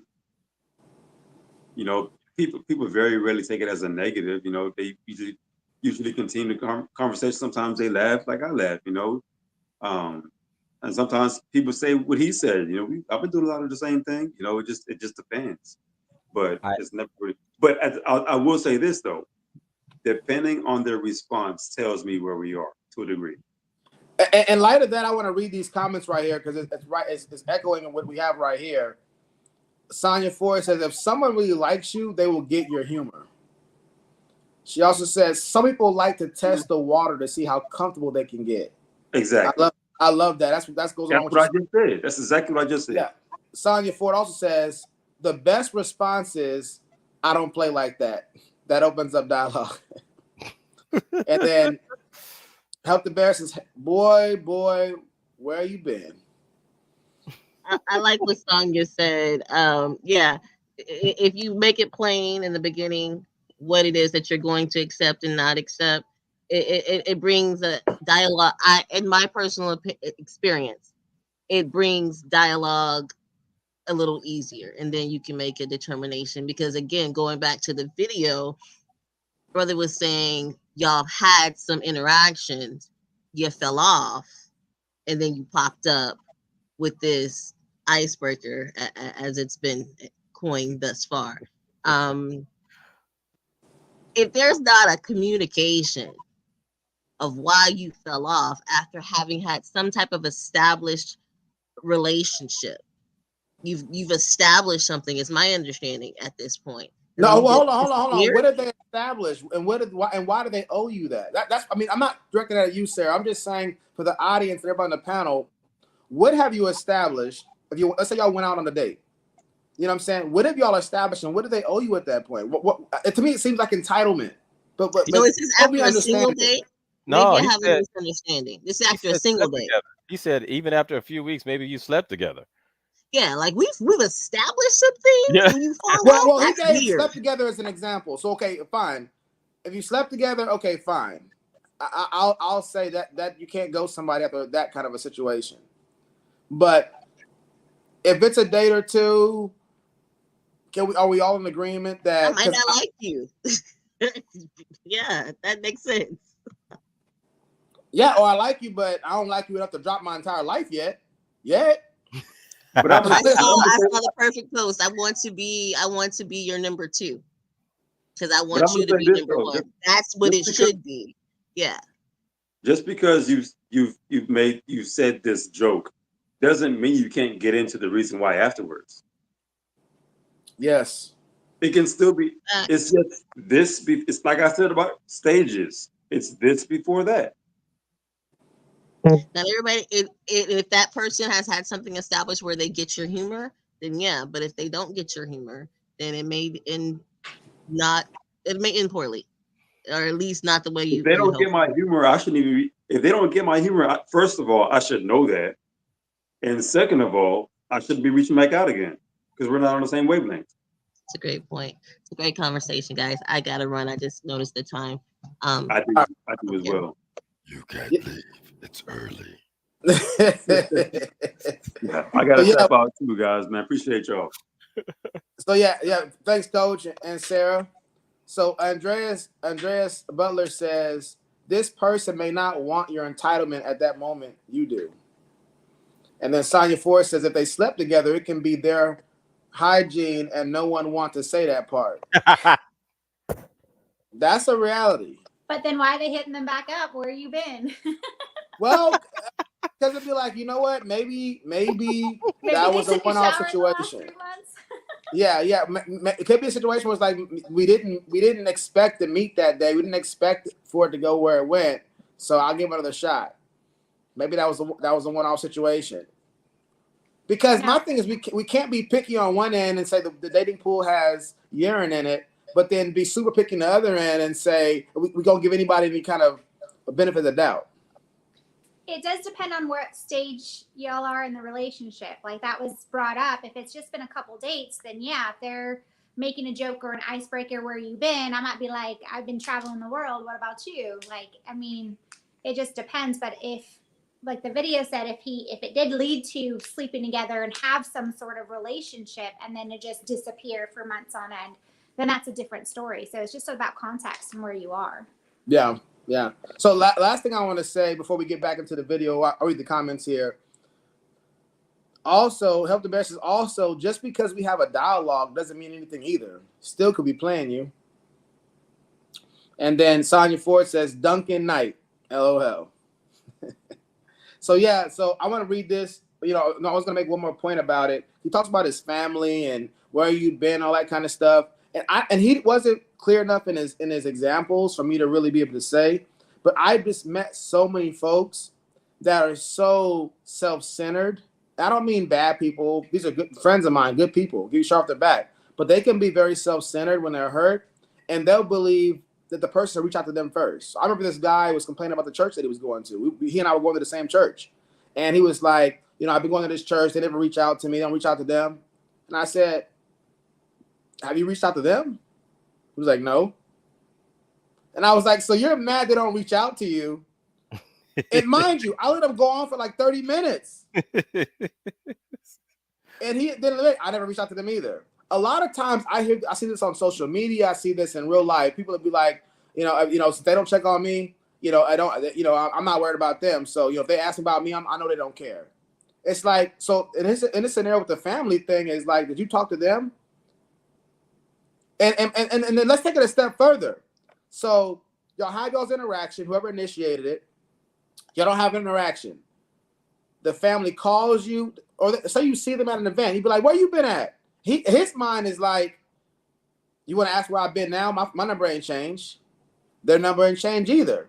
And an important thing, technically speaking, who sought the other person out first? They did. They asked you where you been at, how you been doing. You know what I'm saying?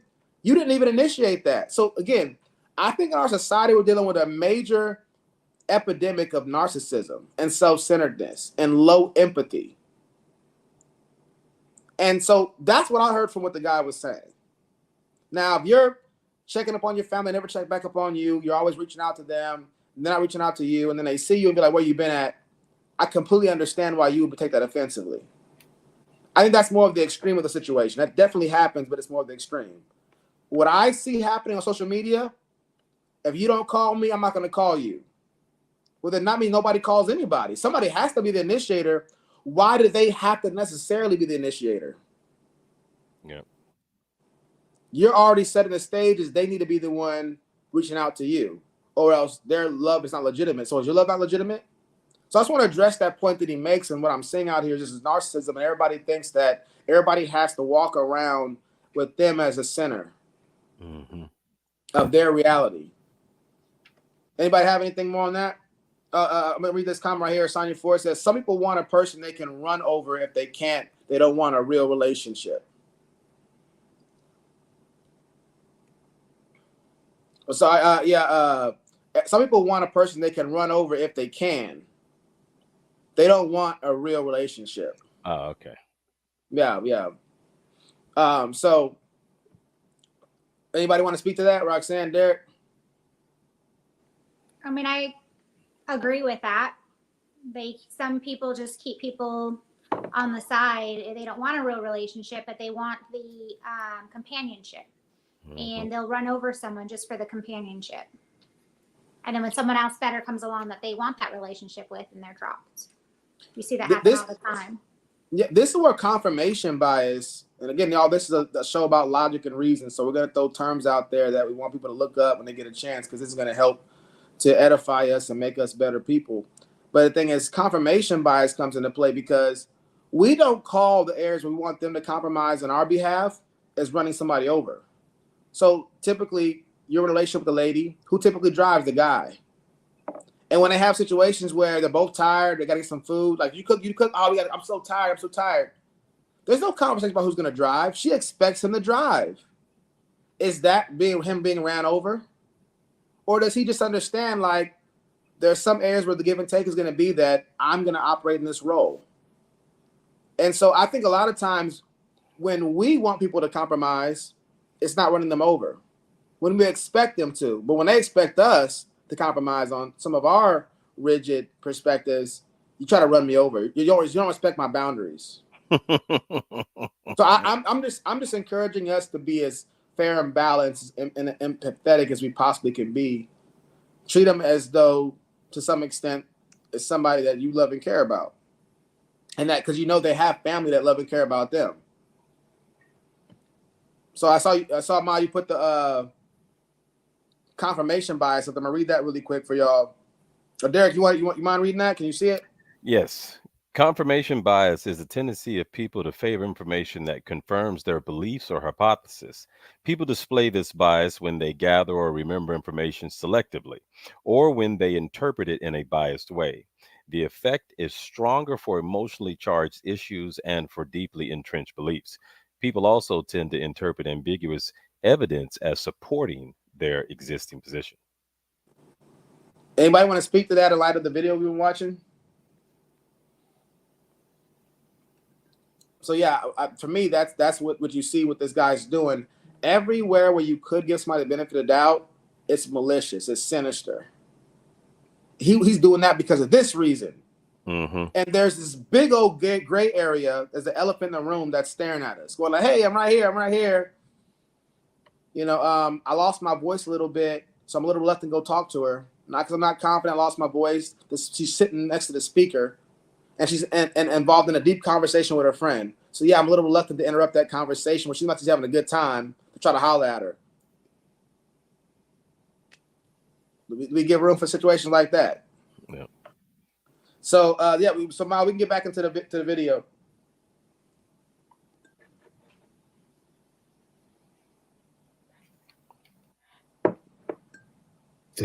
He'll say he likes you or he wants you or the fourth sign that a man wants to be chased is he'll say he likes you or he wants you or he cares about you or he loves you. You kind of established a dating rapport, or if you've even gotten into a light relationship, situationship sort of thing.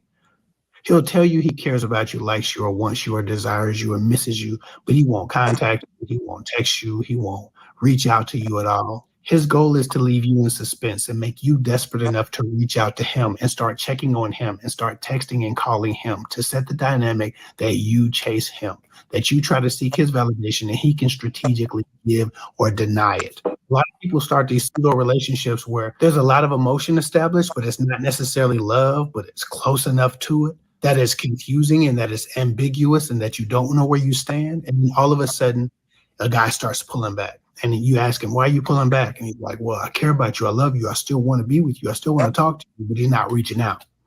He's not contacting you. He's not making himself available. He's not seeing you, but he's telling you that he wants you and he loves you. He desires you and he wants to get to know you. But to get to know someone, you have to contact them. You have to talk to them. You have to encounter them. He's not doing that, but he's telling you all the right things. When a person is double-minded, when a person is saying one thing and doing the complete opposite, is because they want you to fall in a place of desperation and do it all. In general, it's because their words are actually meaningless and they don't mean what they say. They mean what they do. Well, follow what a man does and not what he says. If a man's telling you he cares about you, he likes you, he loves you, he wants to be with you, wants to date you, he has a crush on you, all of these different things that a man might say, and his emotions and his actions don't match up. He's not asking you out. He's not contacting you. He's not writing you back. He's not returning your calls. He's not making himself available. He's too busy to see you. He's too busy to talk. He's too tired. All of those things. He doesn't want anything. He just likes to be chased. He likes to be the muse. Don't amuse him by losing yourself. Move on. It's not worth the time. So anyway, these are the top 4 signs that a guy wants to be chased. Follow me at Kev Hick 24 on Instagram. If you need a call, go to girlguys.com and book a call. Please share my videos if you find them helpful. Yeah, so Roxanne, you want to comment first? Well, I'm sorry to read this comment first here. It says, Sonia Ford says, you're supposed to treat them how you want to be treated.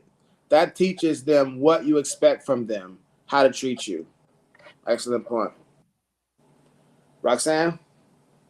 Yeah, so taking a different perspective over just what we talked about, the bias of it all, hearing that from a different side that maybe it's not someone that wants to be chased, but maybe he is just shy or not talkative or needs someone to start the conversation.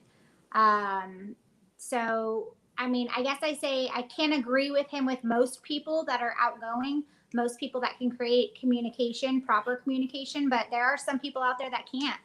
And I think we have to think from their perspective too. So just like she was just saying that comment right there, you treat people or tell them how you'd like to be treated. I think that's a way around that miscommunication. Yeah. Yeah, Derek, you got something? Well, he used the word ambiguous, and everything he said was ambiguous. But I will say this: the only thing that he said that that I can agree with is your actions and your words should equal. That should be what it is. If a man is saying anything or a woman is saying anything, actions need to reflect what I think we lost Falcon. Actions need to reflect what has been said, and that I agree with. We have to take that little part and take it out, and everything else he said, throw that in trash until he retitles his title. How to spot a player in the things they do. We're going to talk about that at 5 on Channel 4. Yeah, I agree with what you're saying 100%. The actions have to match what they're saying. There's just two different ways to look at it, and everything, like you just said, is ambiguous. So it's just hard to pick one side or the other, but it's just knowing where the other person is coming from. Yep. You can tell if someone's trying to play you or if they're truly just having a hard time communicating because they never have before. So it's just to be open on other people's personalities. Not everyone's going to match yours. I have a lot of energy. No, but not a lot of people can match that, and I understand that. Yep. Yeah, for sure. Can y'all hear me pretty good? Yes. Okay, yeah, my screen. Got one more from Sonia Ford down there.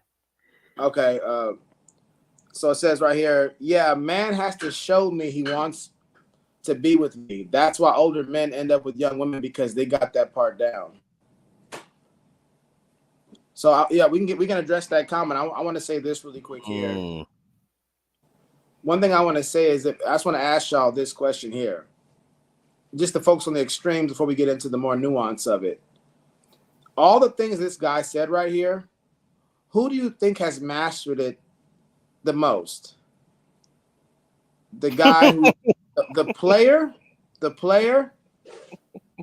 or the guy who is focused on what he's got going on in life and is not as comfortable with women because he's not having the same amount of practice with women as the guy who's the player? Who do you think's mastered those skills more, the player or the guy who's the introverted IT guy who's balding at 23 years old but has a good heart? Boy, I thought you was going another direction. That's why I started laughing. I'm sorry. No, you good. So Roxanne thinks mastered what this guy's been saying on this more.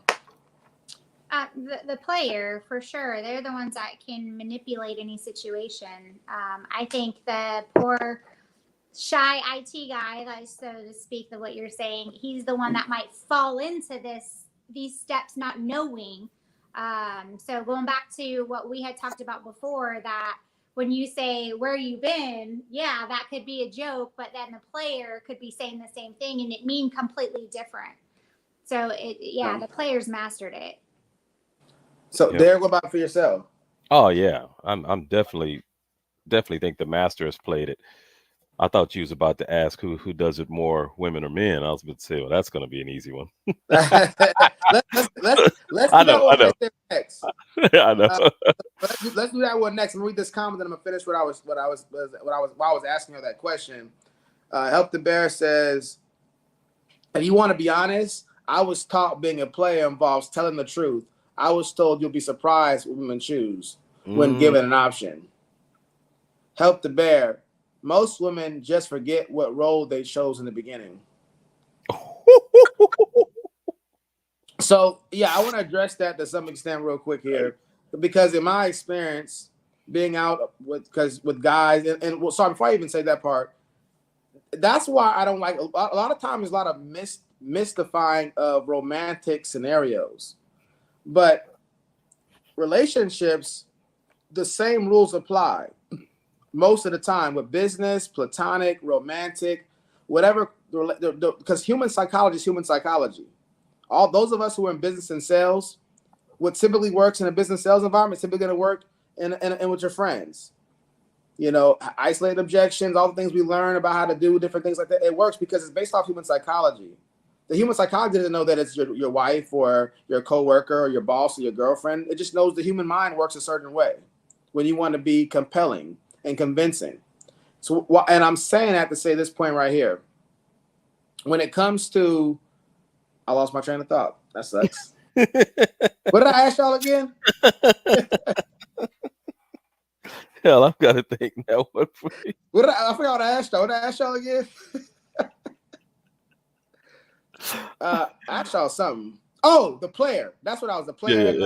Yeah. So my point is saying this with the player versus the guy. The person who has the most practice with ladies is going to be the best at handling ladies, knowing what they like, what they don't like, what are the landmines you want to avoid, what garners their interest more, how do you walk, how do you talk, what do you say. So my concern with a lot of these videos that like the guy made right here is that the guys that I know that get the most women, sleep with the most women, that women enjoy being around the most, they've mastered that stuff. They're so good at it. Their supply of women is so high and their demand for them is so high. They're not taking really anybody serious like that. They don't need to. So my thing is that we already mentioned about not going to a dating school, right? We don't go to a dating school. You learn through practice, like basketball, like football, like the military. You practice until you get better. So what I'm saying, when he's saying all these different rules, a guy who's happy to get a date once or twice a month doesn't know all that stuff. Once or twice a month? You mean like once or twice a quarter? Let me say this right here, because a lot of women and men don't understand the statistics that are out there. For dating apps, women are only swiping right on dating apps less than 10% of the time. They're saying 90% of the guys they don't find attractive enough. Men who are 30 years or younger, 33% of them report to be either virgins or they haven't made it with anybody in a year. Most men are not these players. Most of these men are not these ghosters. It's the men that all the women want that tend to be doing that because they have the leverage on their side. Yep. So ladies complain about this man was this man is that. He may be ugly, but he's 6'2". Women find that attractive. He may be attractive. He's got affluence. He's very dominant and commanding. He's got a lot of cool tattoos, and men in the hood respect him. Whatever ladies like about whatever types of guys that we want to say, the point is those guys have the leverage so they can do things like that. The average everyday guy, he's not being able to be a player like is being suggested a lot of times on these videos. So I just want ladies to understand that if you meet a guy who's hitting all the spots the right way, he's avoiding all your landmines, he says the right thing, that should be just as much of a red flag, if not more, than the guy who starts off the conversation with, "Where you been at?" That's the point that I wanted to make in my long-winded way. So I'm going to read the comments and we'll go to Roxanne or Derek. The player ends up in the old folks' home with no one to take care of them. The IT guy has the family that loves him till the end of time. A man has to pick who he wants to be. He should learn how to be a good man over time. LOL, I want an ugly man that treats me good. Well, I just want to say this about that. There's a lot of truth to that, but some people don't get to pick. Like I said, I mean, you know, a lot of the people we say out and about a lot of times, especially in the night scene, people who tend to get rewarded for being out there. Because I've been to singles events, I've been to singles dating events where there's 35 women and 12 guys, and the ladies only talk to 2 guys there. I've seen it to where a guy who's 5'7", good guy, not the most handsome guy in the world, doesn't dress the coolest, and I've seen times where a lady will be like, "Meet my friend." You just met this guy and you're calling him your friend. She put him in the friend zone immediately. These guys had no chance to be the player. Very few guys in reality can be the player. We just see them all the time because, again, if you're being rewarded, if you're an attractive person, you're rewarded socially for who you are. So you're going to be out and about a lot more. The guys who aren't as awarded for being who they are not going to be out as much. They're not going to be affirmed as much. So I just say not everybody can really choose to be a player or not. There are guys who could be a player if they wanted to and they choose to not be.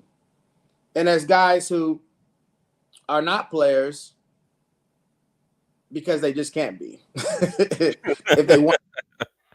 So that's the part that I think a lot of ladies don't think about, all those men that are invisible to them. Yeah. They deserve companionship too, like everybody else. Help the Bear says the 4s want what the 10s want. Sonya Forces, I would take them. Help the Bear says that's why the dating app is like that. Sonya Force says some people look good, but really are ugly people on the inside. Roxanne, Derek, anything you want to say? I agree with that Sonya comment. You know, they say that there's some women that are like on a scale of 1 to 10, 5 being average, where they're maybe a 5.5. But after meeting them and talking to them, you know, maybe their eyes are exceptional and their personality is exceptional. They believe in God, they love God, and before that night's over, that 5.5 is now a 7.5. And then you got the girl that's a 10, and after about 6 minutes, you're in the bathroom calling your homeboy, say, "Hey man, call me and get me out of here," because she goes from a 10 to a 4 when she opens her mouth. So yeah, I agree with you, Sonya, on that. Yeah, Roxanne, you want to say something? Same thing. I mean, I agree with what Sonia said, hands down, just because there have been situations where people flock to one person and then by the end of the night they're left alone because they're just idiots. Everything that comes out of their mouth is trash. And it's like, man, you're the one doing it to yourself. But then they go bad mouthing women and saying women are the issue when they just don't realize or pay attention to the stuff that they're saying. So yeah, absolutely. That's definitely a reality. I've heard somebody make the case, and I might attempt to do it here shortly. I'm not sure, but I've heard people make a good case to say that in modern times it's better for the woman to chase the man than for the man to chase the women. 100%. Derek, you want to speak to that, or you want me to continue? Yeah, go ahead. I actually did a TikTok video on that, and I wanted to see how many women were going to tear me up in the comments. And the only ones that had anything negative to say were the ones that understood what I meant by chasing. I started off by saying, what's harder to find? It's harder to find a good man than to find a good woman. So because of that dynamic, that's one part. But then you got the other part where women are known to have guys in the friend zone.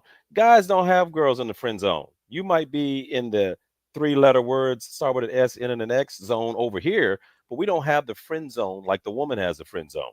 So the woman will have all these guys, and in her mind, she thinks everybody wants her. But here's the reality. The guy she wants doesn't want her. So all those guys in her DM, it doesn't matter. It doesn't really mean anything. So here's what I would say. I think it makes more sense for the woman to show. Now the guy needs to show some interest. Don't get it twisted. I do agree for us to be men, but I think once that man shows any interest, if you as a woman think that's the man that you want, he checks the boxes for you, you do not at that point need to sit back and go, okay, well, he's the man that he should. No, not in this climate. You better get a cat, because we're living in a climate where the woman needs to let that guy know, you know what, I'm interested in you too. Now, everything that we talked about tonight, you can put it in perspective. Now let's start communicating and let's start going together and go for it. But I think women need to put the foot down more for the guy that they want. Oh, you know what I just read, James? Falcon, is in Esther. Did you see how in the Bible what Esther did? How they put her in homeboy's room, Mm-hmm. Had her all fixed up and had her all nice and had lay at his feet. And I was thinking, and these women today are sitting around waiting for us to, to wine and dine and do all these other things. No, go show him. I want to speak to that a little bit too, because there's a lot of misunderstandings about dating and where it comes from and what we're doing. And there's the religious aspect of it. There's the social, there's the traditional side. And then, we live in America where it's a melting pot. So you got all these different cultures coming together and they're slightly different. So I want to speak to that. So one, in the Bible, there was no dating in the Bible. There's no dating in the Bible. Nobody dated. The parents picked their spouse, or they picked it. They worked a deal out with the parents. In all the scenarios, the parents were involved and they worked a deal out with the parents for the most part, unless there's already rules in place like kinsman redeemer and stuff like that they had in place. This stuff was already ironed out. Dating started really with the Hallmark industry. The 40s, the 20s, 30s, 40s, 50s. I don't know when exactly that time period was, but that's more of a modern thing. Most of our grandparents, and definitely our great-grandparents, were married in their teens, early 20s at the latest. Early 20s would probably be a late marriage. Like, what took y'all so long? When you gonna make an honest woman of her? Mm-hmm. So a lot of people think that a lot of the reason why we think what we think is because of traditions. We don't know where those traditions came from. We don't know why they're there.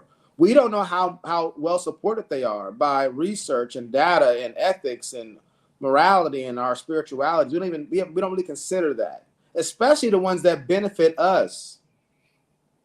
Like, I was talking with the lady and we're talking about the idea of a guy, paying for dates and what kind of places that she would go to. And I was like, I would have a difficulty if somebody offered to take me out. Morally, I find it very difficult to tell them I don't go to certain places when I'm not paying for the food.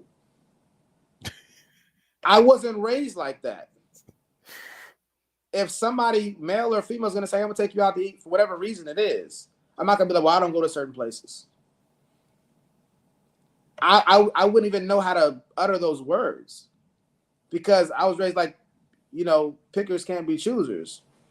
I was raised to think like, hey, look, if somebody's somebody thinks enough of you to spend their hard-earned money to spend time with you, you cherish that. And so we're living in a world now because of these traditions that we have going on. People think that they're entitled to certain things. It loses its value. Yep. I'll tell a quick little story, and we're going to be closing out here in about 10 minutes.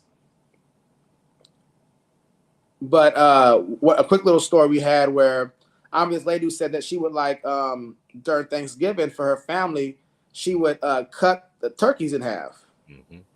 She would cut the turkeys in half on this bed, this huge plate, and she would cut the turkeys in half, And one day she said she was at her in-laws' house and they would do this. So she asked one day, like, why do y'all cut the turkeys in half like that, before y'all serve it on this big old plate? And then she finally figured out what the answer was. Back in the day, they only had small plates. So they had to cut it in half to fit it on 2 plates. But the tradition, how long outlived the necessity for it. Yeah. So as we get more progressive and, men's rights and women's rights and how we identify and mental health and understand people's anxieties and people's disabilities and stuff like that, where does that enter into the dating world? We get very, very conservative in the dating world. Nope, he's got to be this, he's got to be that, she's got to be this, she's got to be that. I just want us to be more consistent. So that's what I would say in regards to people having these rigid rules on we do this or we do that, or this means this necessarily means that. If they do this, it means that. Even before the intellect kicks in, you find, at least I found with ladies, they're already turned off. So there is no reasoning past whatever that point where they get turned off by the action. There's no reasoning beyond that point because it's gone. Whatever it was is gone. Yeah. That spark is gone. They can even go, you know what? That's a good point. The spark is still gone. Thrill is because gone. it's so ingrained to be turned off in that way by that particular thing. Yeah. Anybody have anything to say about that? I'm gonna read these comments real quick here. Sonya Ford says, when they open their mouth is when you see what you are dealing with. Yeah, a woman should show up if she wants him, because if he is a good, he won't be single for long if she's smart and not stuck up. Yeah, my great grandma had 13 kids and she started at 14, but she was married and all of the kids are from the same man. Wow. That was normal life back then. Yep. There was none of that dating stuff. She was probably married somebody that was she knew most of her childhood. Wow. That's So, correct.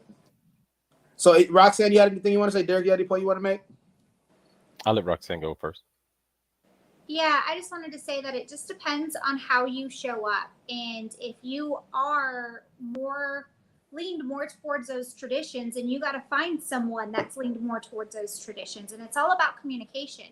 If the husband works and the wife has to cook and take care of the kids, and that's what she wants and that's what he wants, and it's a great partnership. But if you don't have communications and aren't on the same level, then it's just not going to work out either way. So it doesn't matter if some people like those traditions and some people don't. You have to find a partner that's at that same level you are. I mean, there's no Can I address right that? way. I want to address that real quick because I agree.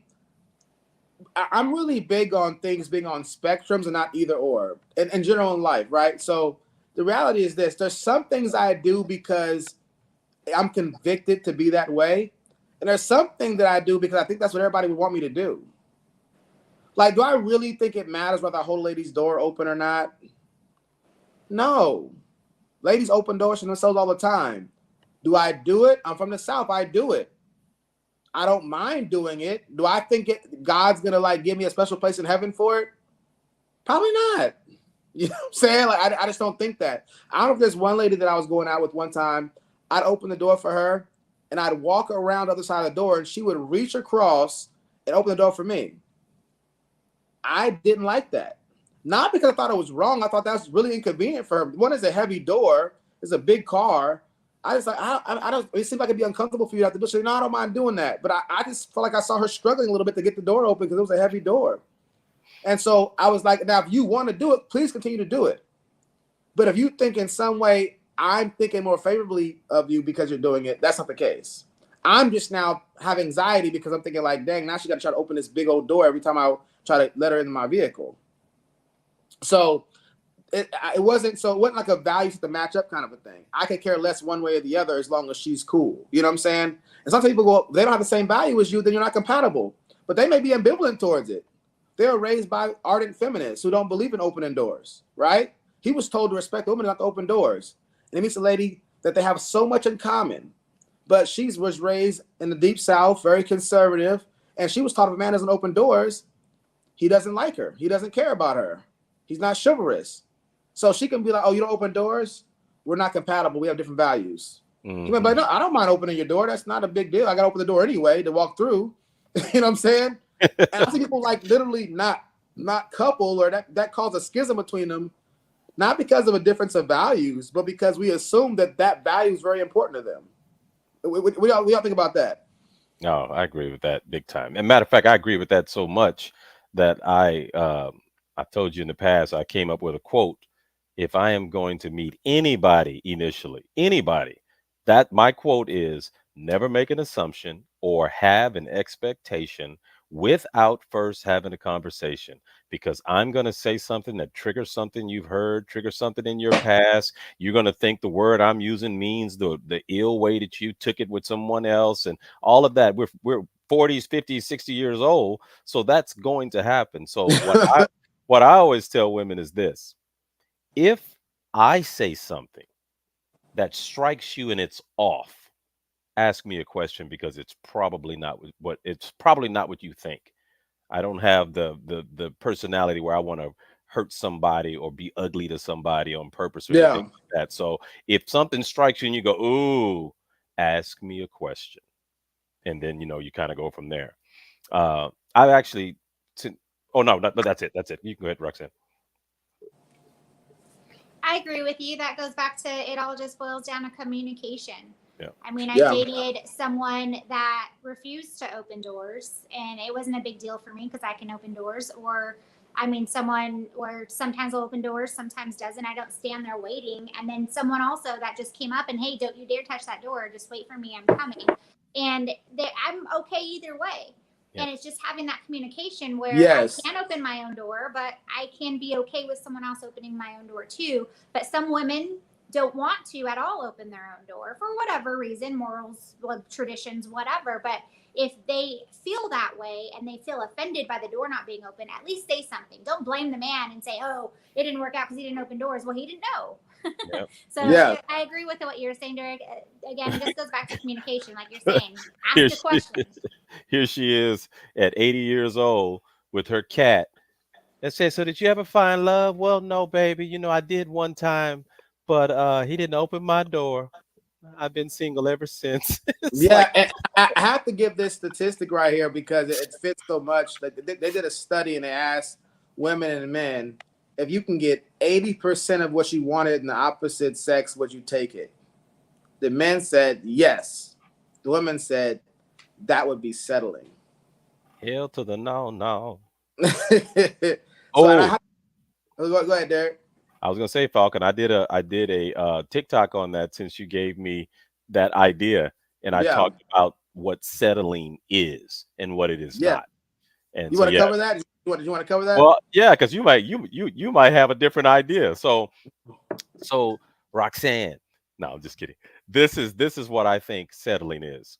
If you're going with a guy and he's 10% of what you're looking for, or he only has 10% of the 100 that you're looking for, then you're probably settling in that regard. 10% is not going to get you anywhere in any description of life. But if a guy is 80%, and the survey was 80% of your dream guy. So I mean, there's people right now married that don't have 80%. And so I would say if you settled for your car, I don't care if that's the car that you wanted. You settled for your house. I don't care if that's the house that you wanted. We settle all the time. And you can't settle for 80% of your dream guy? Do you know I had women that said, well, so if I take 80%, but he's a wife beater, why would wife beater be in your dream guy scenario? What the heck? So yeah, so I We think already we settle focused on the all negative. huh? I said we already focused on the negative. Roxanne, you want to say something? Yeah. Yeah, I think it's just people have horrible description of settling when it's actually compromise. You settle for a car, but it's compromise because of what your bank account can afford. Same thing in a relationship. I don't think you're settling. The only time I feel like someone would be settling is if you don't want to be with the person and you're being with the person because it's comfortable. That's settling. Otherwise, everything else is a compromise. It's not, I'm settling not to have my door open for me. It's a compromise because maybe they walk slower, maybe they have to run faster to open the door, whatever the situation. It's just a compromise. You know So what? excellent point. I want to read these comments real quick here.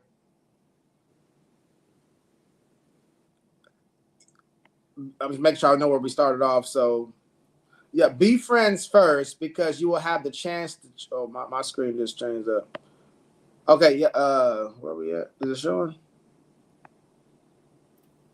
Oh yeah, be friends first because you will have the chance to choose whether you want to love them through their problems. You might be the antidote.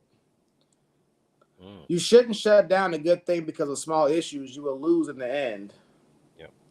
You settle for cars and a house. You compromise with the person. Jordan B says, commutation comes back to personality. You can understand one another, but if y'all are too different, the strain might be too much. And I can't. It might be too much. It's a tug of war. Someone has to give out. Yeah, I definitely. Anybody want to address some of the comments here? Before we close it out. So yeah, you shouldn't shut down a good thing because of small issues. I agree with that, but I would even say before we get to the good thing, because you may not even be at the place where you know it's a good thing or not yet. I would just say you shouldn't have your beginning vetting process be so rigorous and so meticulous that you don't let a good thing in. So, but I definitely agree with what you're saying there. For already have a good thing, it'd be definitely terrible to ruin over small things. I mean, I'm gonna give an extreme example here that's controversial, but I've seen ladies who left a man in their 20s. Maybe they're married to a guy in their 20s and he cheated on them, so they left the guy. Now they're 50 years old, had maybe 10, 15 guys in that time period that mostly cheated on them. at some point in time. And they're like, I was in love with my husband, that I married, and he loved and cared about me, cheated on me. I would have been better off staying with that guy. I know a guy who cheated in his first relationship, got married again in his 40s, and doesn't cheat on his wife now. Testosterone is a hell of a drug. They've done studies on women who do workouts and stuff like that, and they take testosterone to build muscle. They've had to shut down gyms because the women got so promiscuous. Oh, I'm not excusing it. I'm not saying it's right.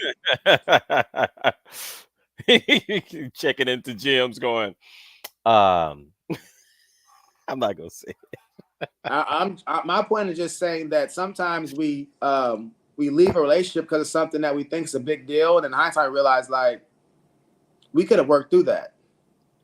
Because I went through it. One comedian, he said, Corey Holcomb, he would say this. He goes, women want to leave. He was making a joke of it. He was like, women want to leave man over something dumb like, cheating. He was like, he said, what? He goes, what you gonna do? Leave and get another man? Now it's a stranger cheating on you. I just saw that. So I just say it to say there is a sense in which we leave for reasons that are things that may be hard. Life is tough, but we can get through it with communication and working together at some points. I see here, Sonia Ford says, yes, girl. Help the Bear says, I was supposed to be asleep, but I can't stop watching. Great show. Roxanne, please come back. You're a breath of fresh air. We got a new star.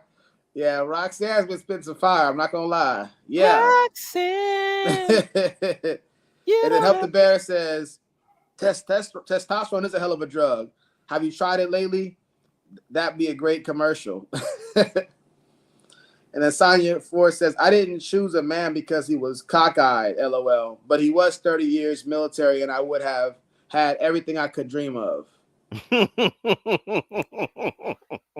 Yeah. And that's what we got to realize. Sorry, go ahead, Derek. No, go ahead. I was going to say, that's what we got to realize. And that's why I think the entitlement thing is dangerous to women and to men. Because we mate select for different reasons. We want different things. We want some things that are the same. We want some things that are different. For women, a man's income and his ambition is very important to them. Yeah. For men, not so much. There's plenty of men that have wives don't even work.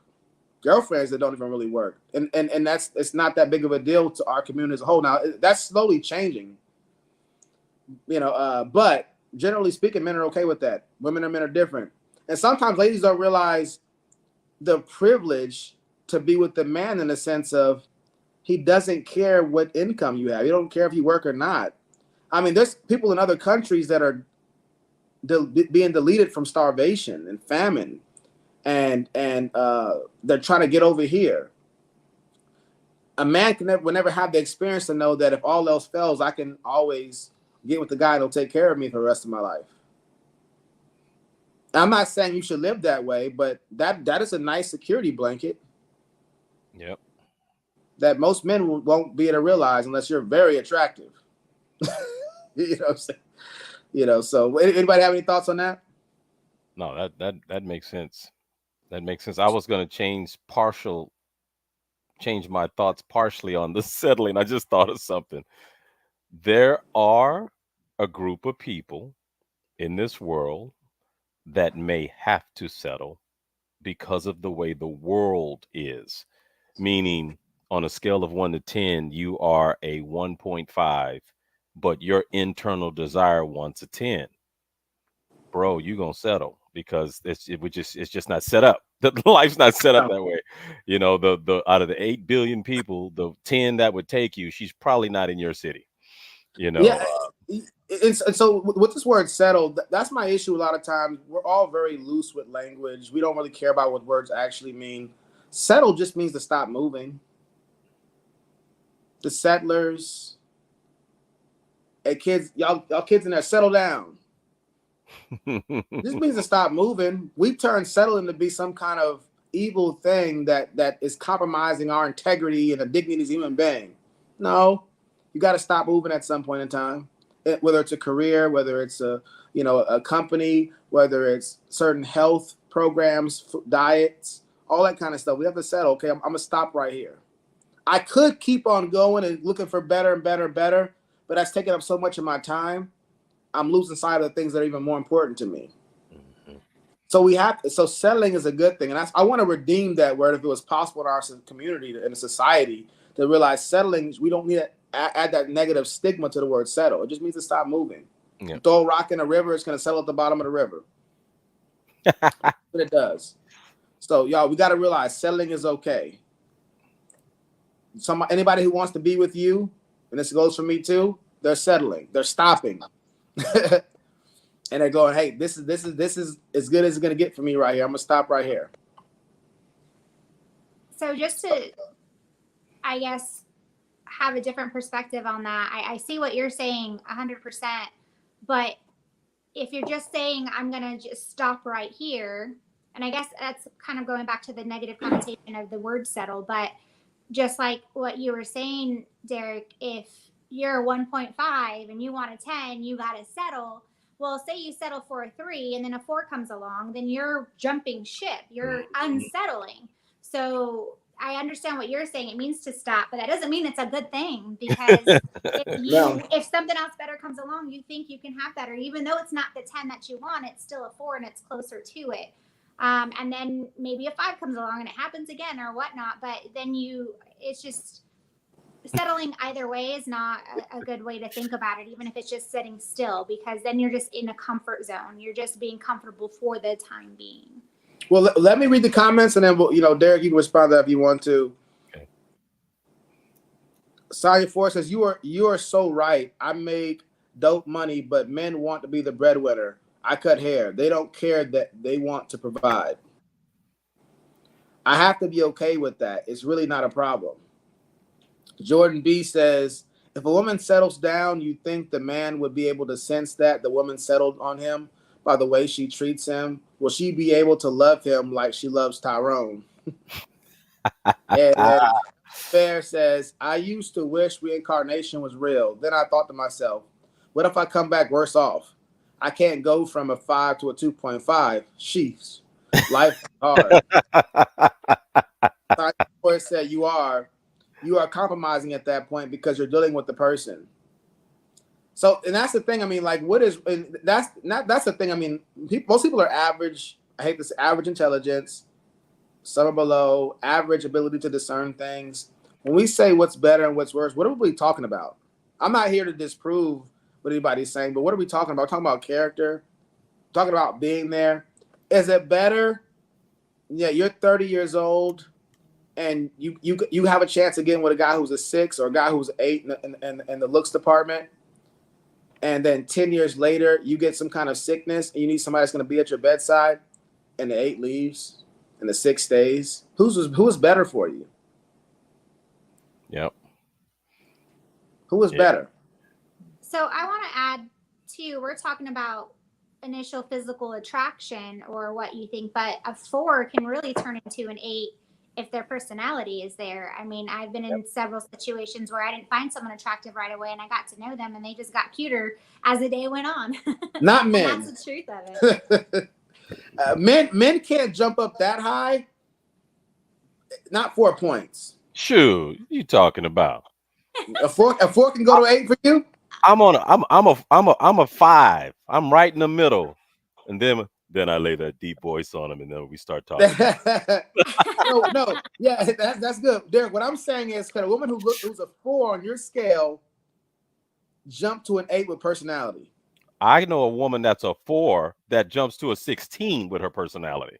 But when I say 4, I don't mean. Remember, 5 is average, so 4 is like she's not the beauty queen, but she's cute. But her personality. I can't say it on here, but yeah, I have seen that scenario. Okay, let me say it this way then. I'm not saying I haven't seen it. Oh, okay. I tend to think that I'm kind of like that, but I don't have ain't like that. I don't have any friends like I don't have any. So what I'm saying is right here. What I'm saying is right here. I just want to make sure everybody understands what I'm saying. I value personality, I think, more than the average guy does. Oh, okay. Oh, that's what you're saying. Okay, yeah. That's what I'm saying right there.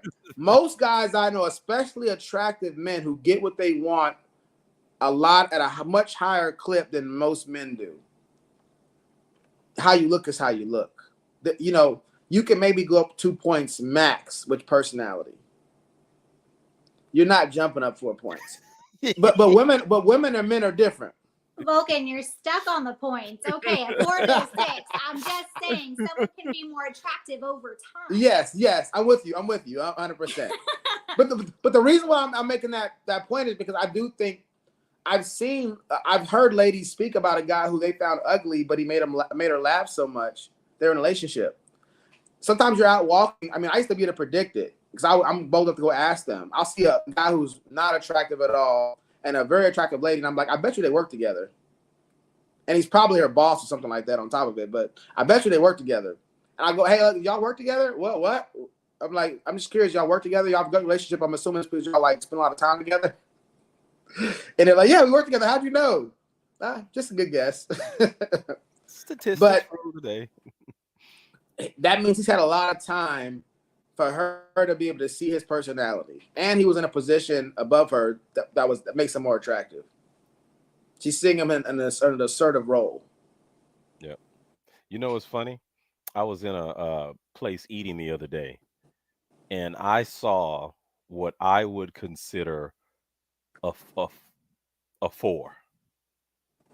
Then I saw her friend, who I would probably consider a 7 or an 8. I would have taken that 4 all day long.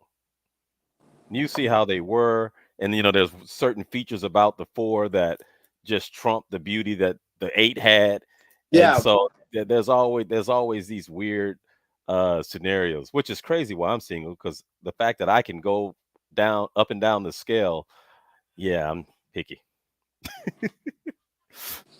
Yeah, so I'm gonna read these comments and we're gonna go into closing statements. We spent some good time. I want everybody to get their rest. I thank the audience for tuning in here. So let's see here. Starting right here. They do get cuter the nicer they are. We're talking about creatures of emotion. Uh-oh, we lost him there. Talking about creatures of emotion, but where are they now if they got better? And then Run Your Mouth Fresh says, if you're funny, you can. LOL. Sonia says, they do get cuter the nicer they are. She also says, you can always cut his hair and shape up his facial hair, and he'll be a 10. And Help the Bear says, damn right, Fresh. Falcon says, what do you think? At Falcon, why do you think you value personality more than look? I want to know the answer to that in a second, because I got to be attracted.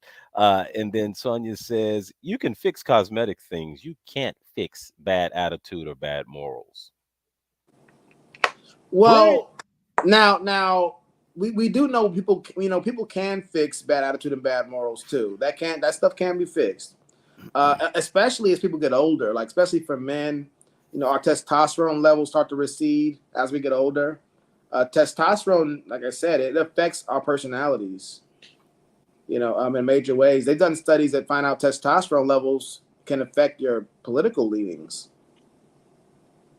Whoa. So so our hormones have major effects on our personalities and how we do things. That's primarily why women and men are different. We have different hormones levels, different types of hormones, and it makes us make different decisions and what we like to watch on TV. Bridgerton wasn't written for me and Derek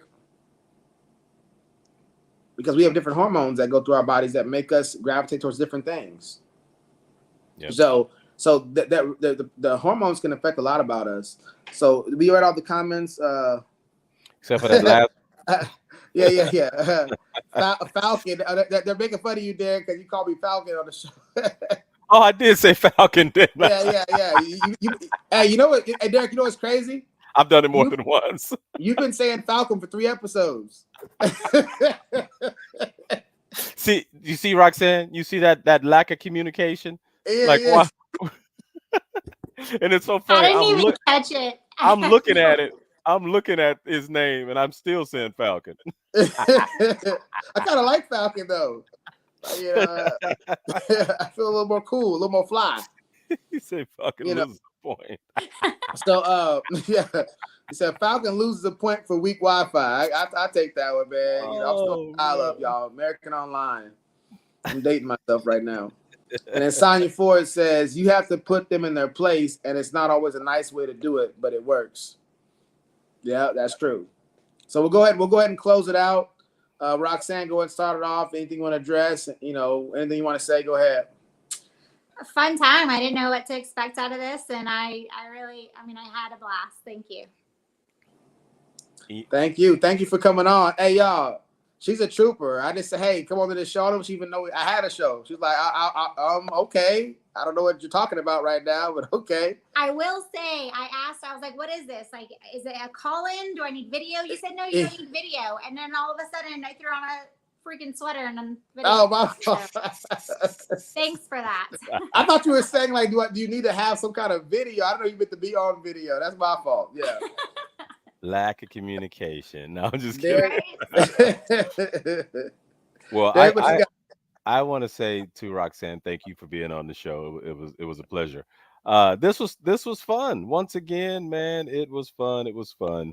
I like that we, try to get people to see things from both sides, whether we agree or disagree. And so that's always a good thing. But man, I can't say that. You're Falcon, man. Everybody else has to call you Vulcan. I'm calling you Falcon. Yeah. Mama call you Falcon. I'm gonna call you Falcon. No. I'll call you Falcon. Yeah, exactly. So for me, I want to thank everybody for watching it. Feel free to send in topics. If you want to be a guest on the show, shoot me an inbox or comment on there. We love to have different perspectives. Again, this show is not meant to be like a lot of the shows you see on the internet about people just going back and forth and getting angry and yelling. You grow a show faster with the sensationalism. I wanted this to be a place people can actually learn. And one thing that Derek can attest to on the show, people have changed their mind on the show about things. Hey, look, I didn't see it that way before. You know what? That really meant something to me. What you said, and I have a different perspective. And that's what I want the show to be about. It's about thinking logically, thinking critically, not being beguiled by people who use fancy words and appeal to your emotions. That's called the appeal to emotion fallacy. For those who want to look it up, people who appeal to your emotions to win an argument or a conversation or to compel you a certain way. They want to appeal to your emotions. These are things we want you to be able to guard yourself against so that you can think rightly. And when you think rightly, that's a virtue that leads you to be able to treat people more fairly. A lot of us want to live in a society where people are treated fairly and people are being considerate of others. Part of that is being able to recognize your own biases. We cover the confirmation bias. Recognize your bias. You know what? Maybe I saw that or believe that because it benefits me. Maybe I didn't consider the person. I was talking to somebody a couple of days ago, and we're talking about how much money men spend on dates. And I was talking about the average man makes between $40,000 and $60,000 a year. And I said, if he had a financial advisor who only cared about doing what was in the best interest of his finances, how much would he say that man could spend a month on dates? None. How much could he spend? Could he spend $1,000? Is that reasonable for a man making $40,000 a year to spend $1,000 on dates? He goes out with you 2 times, and then you say, you know what? I don't like your political views, or I don't like the music you like, or you smack when you talk when you eat. And now she's gone. She's off to the next free meal. Nothing wrong with that. Hey, I don't hate the player, I hate the game. You know what I'm saying? I don't hate either one. But my point is saying I don't want the ladies to think about that kind of stuff too. How much, if you were his financial advisor, how much you think he should budget for dates? So if you're gonna date that guy, why can't you be mindful of his pockets? You don't have to say it. Just like, hey, look, I don't mind going there with you if you want to go there. I just want to spend time with you, but we don't have to do that. I know you're not Bill Gates and Elon Musk. What would that mean to that guy? What kind of woman is that? That's wife material. A lot of us are faking and shaking and act like we're rich when we're really not. Regular people. A lot of us know millionaires who live very conservatively. Those of us in sales, the hardest folks to sell was people who had the most money. Yeah. So keep that in mind. I love y'all coming on the show. Send any thoughts and comments you have. And Vulcan Soapbox is out. Like and subscribe. Thank you. Peace.